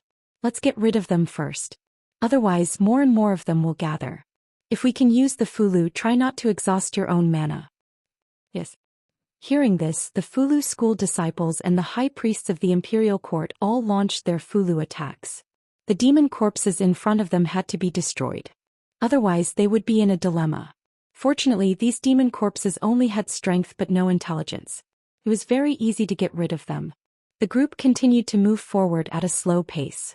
In the process of moving forward, Li Mu also noticed that the fog around them was tumbling and sending waves of mana waves. Obviously, the others here were also fighting with the demon corpses. Li Mu carefully observed these demon corpses. A mystery gradually emerged in his heart. From the strength of these demon corpses, their masters should have been strong cultivators of the demon clan when they were alive. If these strong cultivators died in an accident, then their corpses would most likely not be left behind. Under normal circumstances, only when one's lifespan was exhausted would there be corpses left behind. But from the appearance of these demon corpses, they did not die because their lifespan was exhausted. These demon corpses had strong bodies. Most of them were still in the prime of their lives. They were at the peak of their strength. How could they all die in one place? Li Mu looked at the demon corpses that were still surging out. A thought suddenly arose in his mind. Could it be that they were all buried with the White Emperor? After the demon emperor White Emperor died, the demon soldiers and demon generals under his command were buried with him. This was the only possibility that could explain why there were so many tombstones neatly arranged here. As Li Mu was thinking about this, he heard the voices of the high priests and elders. The Fulu is all used up. Mine is also all used up. Why are there so many demon corpses here? This cave abode had been isolated from the outside world for 3,000 years. There was no supply of spiritual qi. After the Fulu was used up, they could only use their mana. Any wise cultivator would not use up all their magic power when they could not replenish their magic power and when the crisis was not over. This was no different from courting death. Li Mu took out all the spiritual jades and Fulu from his flask heaven space and distributed them to everyone. He said, "Everyone use the Fulu first. After the Fulu is used up, then use your mana. Remember to use the spiritual jades to replenish your mana at all times." Looking at his flask heaven ring and then looking at the flask heaven cave abode of others, Li Mu finally understood the difference between them. The storage ring that the White Demon King gave him was only the size of a room. It was cramped for one person to live in. The Demon Emperor White Emperor's cave abode could no longer be described as a villa or a mansion. This was the real flask heaven world. In the blink of an eye, another demon corpse emerged from under a stone tablet. Li Mu casually struck it with a thunder talisman, turning it into ashes. The few of them followed the guidance of the paper crane and continued forward. God knows how many demon corpses they killed. Although the further they went, the fewer stone tablets and demon corpses there were, the stronger the demon corpses they encountered were. From early stage level 4, to mid-stage level 4, to late stage level 5 demon corpses just now. After death, the demon corpses had the power of early stage level 5 demon corpses. That meant that the owner of the demon corpses was at least level 6 when they were alive. In today's world, level 6 demon corpses were considered powerful existences. To think that they could be buried with others. This really overturned Li Mu's understanding of the world. The good thing was that there were not many demon corpses of this level.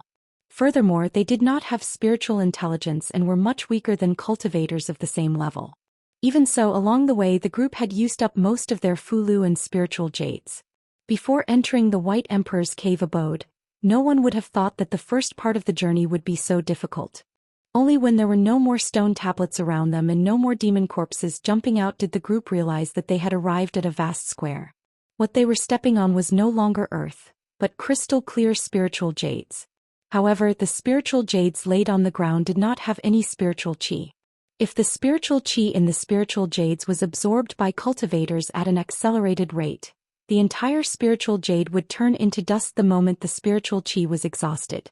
Only when the spiritual qi was allowed to slowly dissipate could it form a complete spiritual jade stone. It was not hard to imagine that the spiritual jades laid here 3,000 years ago should still contain spiritual qi. However, as time passed, the spiritual qi in the spiritual jades had all dissipated. Spiritual jades were items that gathered spiritual qi from the outside world. However, when there was no spiritual qi in the outside world, the spiritual qi in the spiritual jade could not be retained and would gradually dissipate outside. However, this dissipation speed was extremely slow. It would take hundreds to thousands of years for the spiritual qi in a spiritual jade to dissipate completely. These spiritual jades without spiritual qi also showed that this place had been through a long period of time. The fog in the square was much thinner than outside the square. The group could already see the situation 100 steps away. In a certain direction the fog rolled and several figures walked out. Huanji's group of 10 people seemed to be in a sorry state. Their faces were all pale and their bodies were covered with injuries. One of the handsome men had even lost a leg and he looked rather miserable. Huanji did not expect Li Mu to arrive here before them. After her expression changed slightly, she maintained a certain distance from them and sat cross-legged on the ground. She took out 2 spiritual jades and held them in her hands as she meditated. Not long after, more figures walked out from the fog. After Xuanzong's group of 5 walked to the square, they smiled at Li Mu and the others. They also found a place and held spiritual jades in their hands to recover their spiritual qi. Shortly after, the elders of the South Sect, North Sect, Pill Cauldron Sect, and Spirit Array Sect also arrived at the square. Following closely behind them were the Ghost Sect and the Demon Sect. 5 people from the Demon Sect entered, but only 4 arrived. Among them, 1 had a broken arm and 1 had a broken leg. Although the Ghost Sect did not have fewer people, their bodies were much more illusory than when they entered. One of them was at the 5th realm when they entered, but when he arrived his aura was only at the 4th realm. The last to arrive were the subordinates of the 4 Demon Kings. Of the 5 subordinates of the Snake King, only 4 were left. Of the 5 subordinates of the Bear King, 1 had a broken arm, 1 had a deep wound on his chest, and the other 3 were covered in wounds. The blood that seeped out of their wounds was black. Of the 5 subordinates of the Panther King and the Wolf King, only 3 were left. Just this short distance was enough to see the difference in strength between the various factions. When the 6 sects of the Dao sect passed through the land of demon corpses, they did not suffer any losses at all. The Fiend sects only lost 1 demon while the 4 demon kings suffered heavy losses. Unknowingly, the fog in the square dissipated a little. Everyone's gazes were focused ahead. In the thin fog, an incomparably majestic palace stood in the middle of the square. Chapter 404. Only now did everyone realize that they were in a square in front of a palace. Huanji looked at the palace and muttered, "Demon Emperor Palace." Above Li Mu's head, the paper crane flapped its wings and slowly flew towards the palace, finally landing on the stone steps in front of the palace. All the Dao pages in this world came from the Dao scripture. The fulu that Xianxia gave him contained the aura of the Dao pages and could sense the location of the other Dao pages. Obviously, the Dao page that Demon Emperor Bai Di once had was in this palace. The compass in the hands of an elder of the northern sect trembled a few times and pointed towards the palace. The people of the demon sect, as well as the subordinates of the various demon kings, looked at the palace shrouded in mist, a strange light flashing in their eyes. Everyone knew very well that their target this time was inside the palace. But no one acted rashly. In the short time that they had walked to the square, they had already suffered heavy losses. Who knew if there were any other dangers in this Demon Emperor Palace? No one was willing to take the first step. The first to move was the Spirit Array sect. Although the elders of the 6 Daoist sects had expended a lot of energy in the battle with the monster corpses, their overall strength had been preserved. This was also the foundation of the 6 Daoist sects that was different from the Demon Kings and the Demon sects. In fact, any one of the 6 sects could easily destroy a branch of the demon sects. But compared to the entire demon sects, it was far inferior. Although the 6 sects combined could suppress the demon sects, they could not bear the losses of destroying them. The role of a 7th realm expert was no different from a nuclear bomb. The demon sects, the Daoist sects, the imperial court and the Buddhist sects were all nuclear powers. No matter how deep the hatred between them was, they would not easily interfere in the war of the upper realms. If they could not control or destroy all the 7th realm experts in one go, they would have to be prepared to be destroyed together. Following the actions of the Spirit Array sect, after some consideration, the other forces followed behind them and slowly approached the palace. Although no one was willing to take the lead if they stood here, the treasures would not fly out of the Demon Emperor Palace. When the time came, the Spirit Array sect would eat the meat and they would not even be able to drink the soup. The fact that the Spirit Array sect didn't have any scruples meant that there was no array formation here.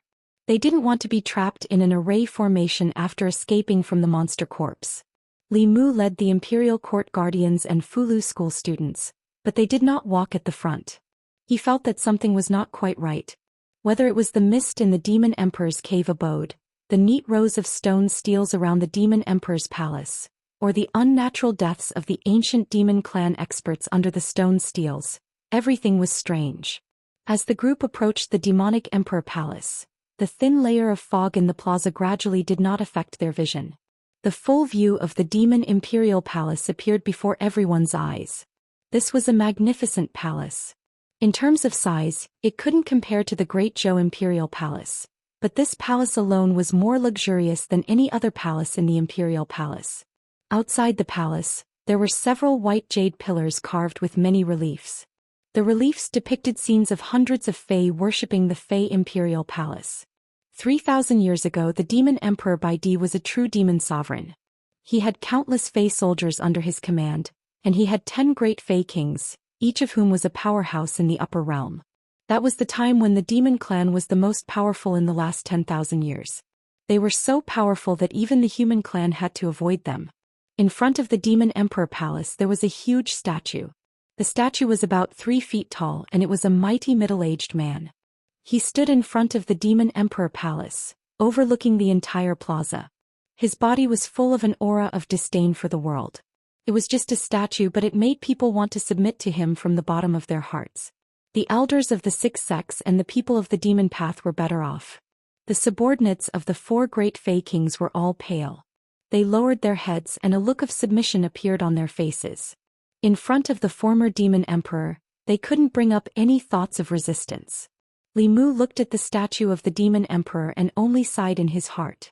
No matter how powerful his master was, he couldn't resist the invasion of time. 3,000 years had passed and no matter how powerful his existence was, it was inevitable for him to return to dust. Li Mu always subconsciously felt that 3,000 years was very short, but thinking about it carefully, the Chinese civilization was only 5,000 years old. 3,000 years ago, the land of China was still the Western Zhou dynasty. At that time, King Wu had just conquered the Zhou dynasty. Suddenly, Li Mu felt that the demon emperor palace in front of him was filled with an ancient aura. The demon emperor palace's gate was wide open. Everyone finally stopped in front of the gate and didn't rush to go in. If the gate of the demon emperor palace was closed, they might break in without hesitation. But as everyone knew, before the demon emperor's lifespan ended, he opened up his own cave and treated it as a tomb. Who would open their own tomb and welcome others in? Until they noticed that there was a stone tablet in front of the demon emperor palace. After 3,000 years, spirit jades will lose their spiritual qi, pills will lose their medicinal efficacy, and magic weapons will also lose their spirituality. But a stone is still a stone. There were words engraved on the stone tablet, but they were still written in the demon clan's language, which Li Mu didn't understand. Huan Ji glanced at those words and joy appeared in her eyes, but she didn't say anything. A bear demon couldn't help but murmur. I cultivated for more than 300 years and traveled to the 10 continents and 3 islands. I obtained the heavenly tomes and spirit veins and became a heavenly demon. I unified the demon clan and competed with the 6 sects. There were few who could match me, but in the end I couldn't defeat the heavenly Tao and couldn't cultivate immortality. The elders of the 6 sects stood in front of the magnificent demon emperor palace and listened to the last words of a powerful cultivator. Their faces were filled with confusion. Even the most powerful cultivators in the 9th realm only had a lifespan of about 300 years. They were now only at the 5th realm. If they couldn't advance to the 7th realm in a few decades, they would be like ordinary mortals and only be left with a pile of dirt in the end. Even the most powerful cultivators in the 9th realm were like this. What were they cultivating for? They were far away from the secular world and cultivated in seclusion. What was the point? It wasn't just the elders of the 6 sections. Even the demonic cultivators and Yao cultivators present were at a loss after hearing these words. To Li Mu, immortality was good, but if he couldn't live forever, it would still be a perfect life to be with the person he loved and grow old together.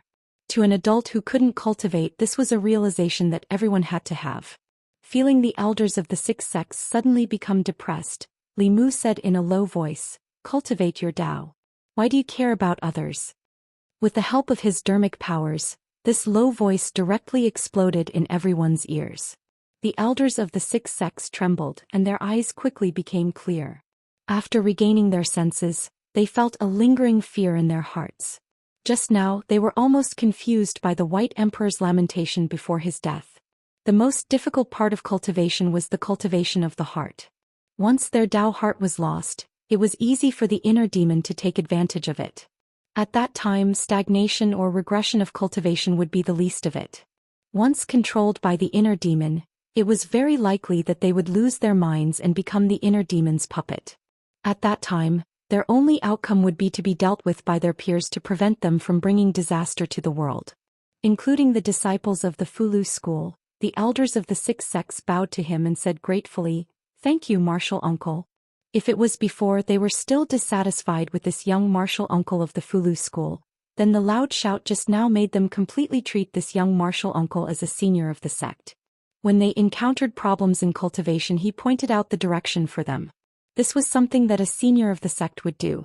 His words just now were like pouring water on their heads, waking them up from their confusion. A few of the imperial consecrators also broke out in cold sweat. They bowed and said, "Thank you, Lord Li." The subordinates of the four great demon kings all clasped their fists to Li Mu. Those who only had one arm and couldn't clasp their fists also bowed to him. The kindness of guiding one's cultivation was a great kindness. Even if they were demons, they understood this principle. Huan Ji, who came back to her senses, looked at Li Mu in a daze. Her gaze became a little complicated. Standing in front of the cave abode of the demon clan cultivator from 3,000 years ago and listening to the lamentation of the ninth realm cultivator before his death, even she was disturbed. If no one enlightened her, her future cultivation path would be greatly affected. What made her feel conflicted was that she and Li Mu were enemies, but Li Mu had just helped her greatly. It was not the tradition of the Celestial Fox clan to only take revenge and not repay the kindness. But how should she take revenge and repay the kindness? Huan Ji finally gritted her teeth. The Celestial Fox clan clearly distinguished between kindness and hatred. Everything had to be done according to first come, first served. Even if she wanted to repay the kindness, it would be after she had taken her revenge. After everyone regained their senses, Li Mu continued to look at the bear demon and said, "What else did the demon king say?" Before the bear demon could speak, Huan Ji interrupted and said, "The demon king said that after he died, the treasures of the demon palace and the page of the heavenly book would be left to the fated person who entered the cave abode. He hoped that the fated person who received his inheritance would be able to revitalize the demon clan again." Li Mu looked at her and asked, "Really?" Huan Ji looked at him coldly and said, "Why would I lie to you?" Li Mu shook his head and said, "I don't believe it." He looked at the bear demon and asked again, "What else did the demon king say?" The bear demon said, "She is right. The demon king is dead. He left the demon palace and the treasures inside to the fated person who came later." At this point, there was an explanation for why the demon palace was not closed. Even though the demon king was dead, he still remembered the demon clan and left the demon palace to his descendants. Immediately, all the demon clan members present felt deep respect for him. This was the true demon king. Li Mu looked at the stone tablet and was puzzled. If Emperor Bai wanted to pass down his demon legacy, why didn't he do it back then? Why did he have to wait 3,000 years? No matter how you look at it, it doesn't make sense. However, seeing the group of demon clan members looking at the demon palace with reverence, almost kneeling down to thank it, Li Mu did not question it. He did not expect these one-track-minded demon clan members to understand these things. However, in his heart he raised his guard by a few degrees. Huan Ji walked in front of the stone tablet and looked at Li Mu and the others. She said, "You can't go in." Li Mu glanced at her and asked, "Why?" Huan Ji puffed out her chest and said confidently, "Didn't you see what is written on the stone tablet? The demon king wants to pass down the demon palace to the demon clan. Why are you humans here?" Li Mu crossed his arms and said, "Anyway, we don't know the demon language. Maybe you all colluded to lie to us. Also, humans and demons are both creatures of the world. Humans are born by their mothers, demons are also born by their mothers. No one is more noble than the other. Why can you all enter but we can't?" Huan Ji's lips moved. She was speechless at Li Mu's words. Actually, from the bottom of her heart she quite liked what Li Mu said. Humans were the leader of all creatures. They were the noblest race. In comparison, the demon clan was a lower race in their eyes. Many cultivators slaughtered the demon clan and took their souls. They were not guilty of anything. Even the demon clan did not deny the status of humans as the leader of all creatures. They tried so hard to cultivate a human form and become human. Wasn't that an implicit acknowledgement of this? Humans were born by their mothers, demons were also born by their mothers. No one is more noble than the other. This was the first time she heard a human say this. If Li Mu was not her enemy and did not fight with her for the demon king's treasure, just based on what he said, she would become friends with him. Unfortunately, he was from the great Zhou court. They were destined to be enemies. Huan Ji sneered, "The Demon King's inheritance is for us demons. You humans also want to fight for it. Do you have any shame?" Li Mu retorted, "The Demon King said that it was a fated person, not a fated demon. What face do you have to fight for it?" Huan Ji said, "You are twisting words and forcing logic." Li Mu waved his hand and said, "Don't say anything. Why don't we fight? Whoever wins will go in." Li Mu and Huan Ji argued. They realized that the demon sect and the 4 Demon King's subordinates had already entered the demon palace. These damn demons did not care about martial ethics. Li Mu and Huan Ji looked at each other and immediately came to an agreement. The two of them snorted coldly at the same time. They turned around and led their own people in. At the same time, on the first floor of the demon palace, the demons that had just walked in exclaimed at the same time. "The consciousness opening pill that helps beasts gain intelligence? The body-shaping pill that allows them to form a demon body? The body-shaping pill that allows body-shaping beasts to transform in advance. This kind of pill can increase the chances of transforming into a demon core. This is the realm-breaking pill that allows level 5 demons to enter level 6. With the fall of the Demon King, weren't these pills lost long ago?" Li Mu looked into the hall and saw a row of wooden shelves. On the wooden shelves, there were crystal-clear jade bottles. From the outside he could see that there were many pills in the jade bottles. On the surface of the pills, there was spirit chi circulating. No pill could be preserved for 3,000 years. These pills had not lost their spirit chi until now. It must be because of these jade bottles. These crystal-clear pill bottles sealed the spirit chi of the pills. In front of each pill bottle, there was an introduction in demon language. Although Li Mu did not understand demon language, he could roughly understand the importance of these pills to the demon clan from the discussions of the demons. These rows of pills, from the consciousness-opening pill to the realm-breaking pill, could provide a one-stop service. In 10 to 20 years, a large group of demon clan experts could be created. From a wild beast to a level 6 demon king, it might only take 30 years. The Elixir Cauldron sect could also achieve this speed. However, the difficulty of refining pills like the realm-breaking pill was no less than getting the Fulu school to draw a sage-level Fulu without Li Mu.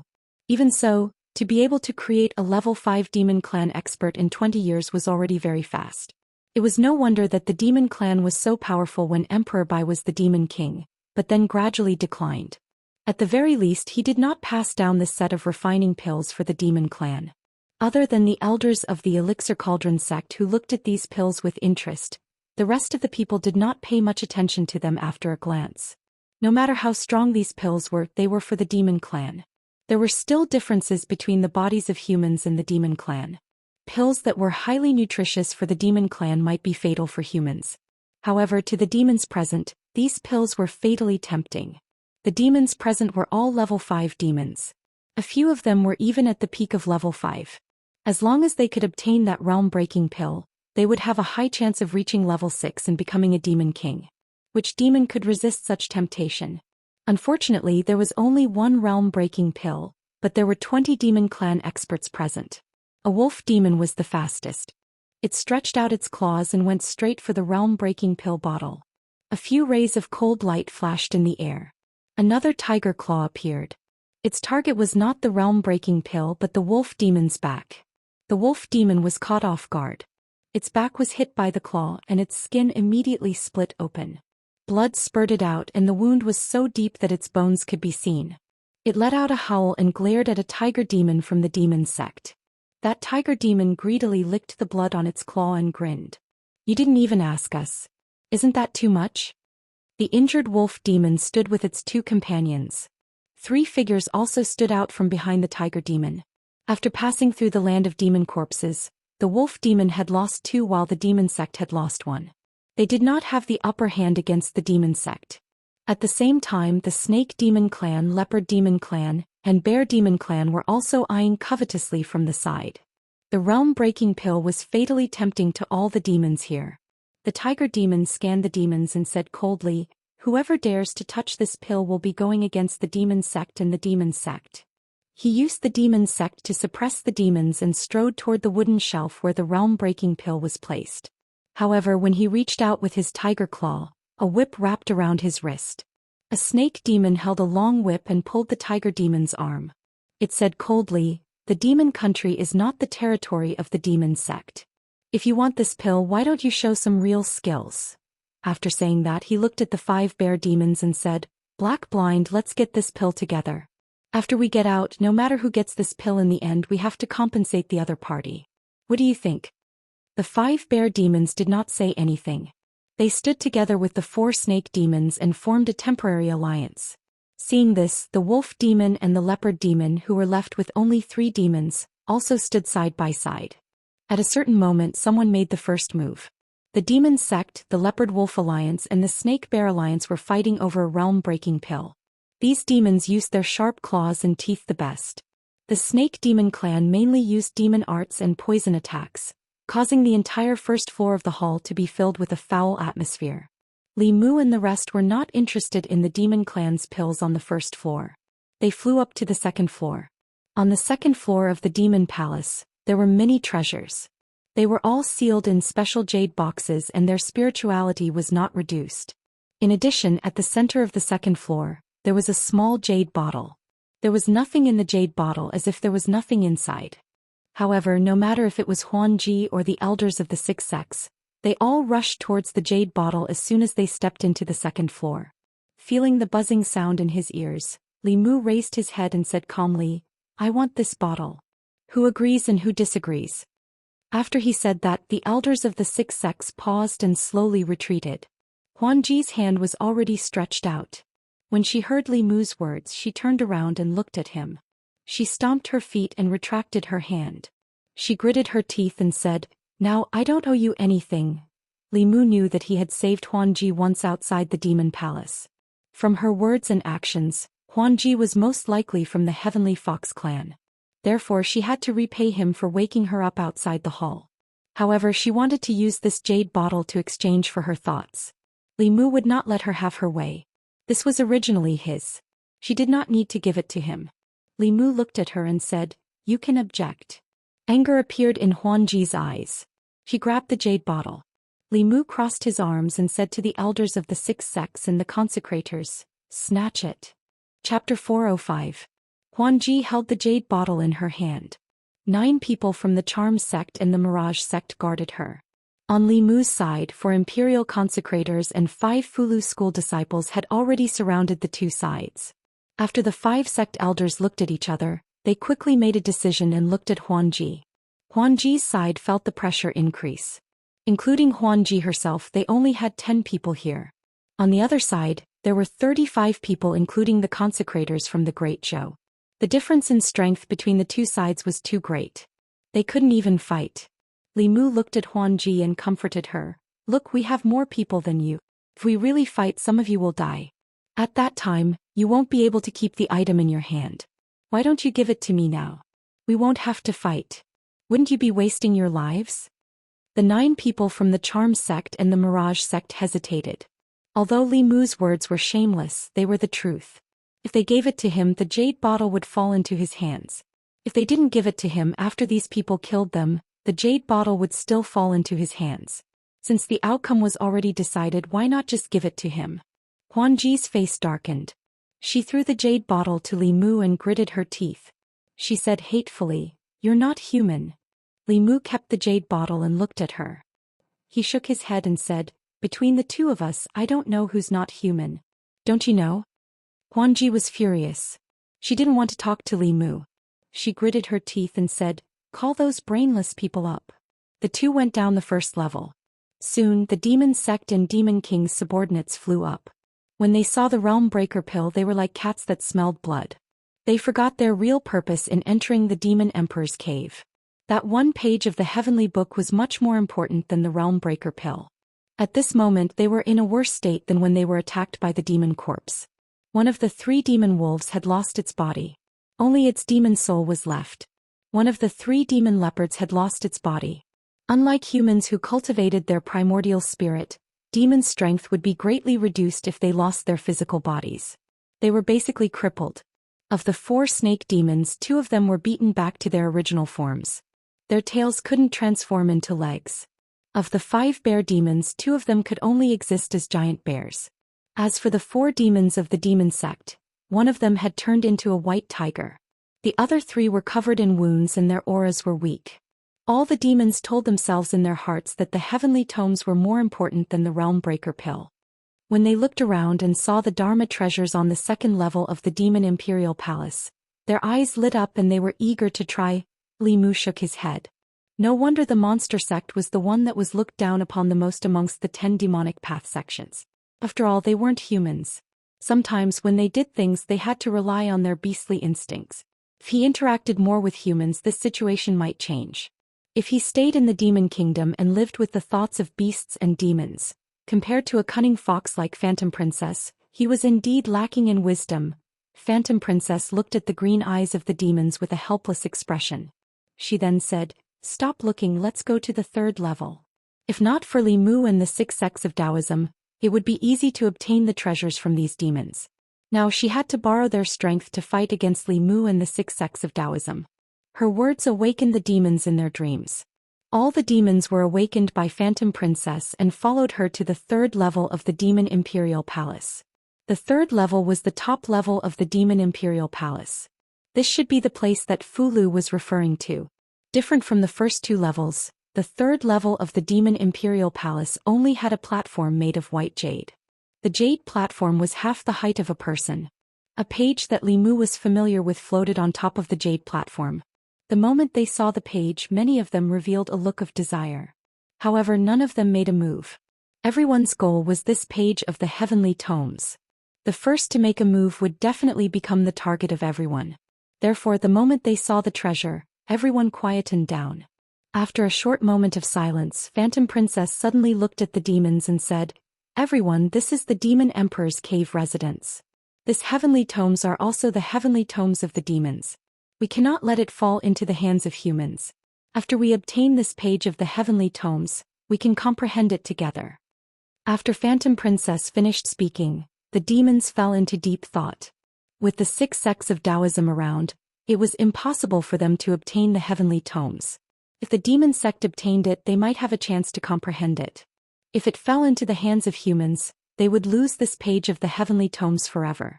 At this moment, the forces that represented different interests came to an agreement without any discussion. From then on, the Demon Imperial Palace was completely divided into 2 forces. One was the 6 sects of Taoism led by Li Mu. The other was the alliance of the 4 sects of demonic Tao and the 4 great demon kings. Originally, the 2 forces were evenly matched. The elders of the 6 sects of Taoism were individually strong, while the alliance of the demonic Tao and the demon kings had more people. However, after the attacks of the demonic corpses, their strength was greatly reduced. If they were to fight to the death, they might not be a match for Li Mu. However, at this point they had no other choice. The fact that these demons would form an alliance was not out of Li Mu's expectations. After all, the Demon Emperor was the emperor of the demon race. What was recorded on the Tao page was also the cultivation path of the demon race. To them, the imperial court and the Daoist sects were robbers who came to snatch what belonged to the demon race. However, this time, Li Mu did not want to be a robber. He had no choice. After all, if the Tao page was obtained by the demon race or fell into the hands of the demon sect, they would be able to cultivate more powerful cultivators for them. In the near future, they would become a major threat to the Great Zhou. In that case, Li Mu's dream of conquering the demon nation and destroying the demon sect would be delayed indefinitely. The demon race and the demon sect did not want them to obtain the heavenly tomes. They also did not want the demon race and the demon sect to obtain the Tao page. On the 3rd floor of the Demon Imperial Palace, the atmosphere was extremely tense. A great battle was about to break out. After a long period of silence, a figure shot out from the demon sect's position and headed in the direction of the heavenly tomes. At the south sect's position, an elder's body turned into an afterimage as he tried to stop the demon. In the next moment, everyone moved. The entire 3rd floor of the Demon Imperial Palace erupted with dozens of waves of dermic power at the same time. After dealing with the countless demon corpses, the Fulu elixirs, formation flags, and one-time use dermic treasures in everyone's hands were all used up. Even the Zero Jade was not much left. Among the 6 Daoist sects, the Fulu school, the Elixir Cauldron sect, and the Spirit Array sect needed to rely on external items. Their strength was greatly reduced and they could only deal with the slightly weaker subordinates of the Demon King. Elder Xuanzong used his own dermic powers to cast dermic powers. The South sect used their dermic powers for close combat. The North sect relied on the defense of their treasured robes and dermic treasures to suppress the 4 demonic sects. Holding 2 short swords in her hands, Huanji gritted her teeth and flew towards Li Mu alone. When he was still in the 4th realm, Li Mu was already able to suppress Huanji. Now his cultivation was not much weaker than Huanji's. However, in a space without spiritual qi and without the power of heaven and earth, he could not use his Dao techniques and his strength was also reduced. Even so, he could deal with Huanji with ease. The consecrators and the elders of the 6 sects were also suppressing their opponents. They were originally senior elders carefully selected by the various sects and their strength was at the peak of the 5th realm. The consecrators of the imperial court were also the elites of the elites that Li Mu picked out from the consecrators department. On the other hand, although the demons and demonic sects were also in the 5th realm, most of them were not at the peak. If this continued, it was only a matter of time before his side won. What worried Li Mu was that everyone's fulu and elixirs had long been used up. There were not many spiritual jades left. Right now, the battle was using up the spiritual energy in their bodies. If their spiritual energy was used up, they would not be much stronger than normal people and would not be able to deal with any other changes. For the demons, even if their spiritual energy was used up, they still had their bodies. Their super recovery ability and endurance were one of the advantages of monsters in the first place. The subordinates of the Demon King were already heavily injured and their wounds were still bleeding. However, they were still able to fight back and forth with the elders. Although these demons were not very intelligent when they fought with their lives on the line, it was still a headache. Huanji was also fighting with her life on the line. She held 2 short swords and attacked Li Mu without any regard for her life. Her face was filled with hatred. Those who did not know would think that Li Mu had abandoned her. Although Li Mu could easily deal with Huanji, he could not withstand her desperate attacks and his spiritual energy was quickly depleting. This could not go on. Li Mu was thinking of a solution. He looked around and when he saw a battle, his eyes narrowed. It was this moment of absent-mindedness that allowed Huanji to find his weakness. She stabbed her sword towards Li Mu's chest. However, she hesitated for a moment before stabbing towards his shoulder. Li Mu came back to his senses and stretched out his right hand. He grabbed her wrist that was holding the sword and frowned. "Something is wrong." Huanji flung his hand away and stabbed her sword again. She said angrily, "You can get distracted during a battle. Damn it, you actually looked down on me." Li Mu grabbed her wrist again and used his other hand to hit her head. He said in a low voice, "Stupid fox, haven't you noticed that something is wrong?" Huanji's other hand held her sword and slashed towards Li Mu's neck.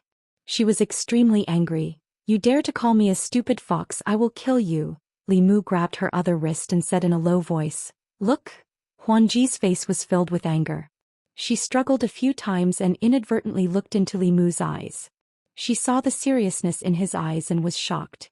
She asked, "What are you looking at?" Li Mu looked at the white jade ground and muttered, "Where is the blood?" Huanji followed his gaze and saw a bear demon fighting with a Fulu school elder. He had lost an arm earlier and blood was still flowing out from his broken arm. However, when the blood fell on the ground, it immediately seeped into the ground and disappeared without a trace. This strange situation caused Huanji's body to tremble. She said with a trembling voice, Why is it like this?" Li Mu also did not know the reason. However, his intuition told him that he could not stay here for long. He flew down and said, "Leave this place." Rumble. Li Mu, who had just flown to the 1st floor of the Demon Emperor Palace, raised his head and saw the door of the Demon Emperor Palace close. P.S. Recently I have been writing until night time. My fingers are in pain as if they are being pricked by needles. I couldn't bear writing half of this chapter. I used my phone to type in the other half. There might be mistakes,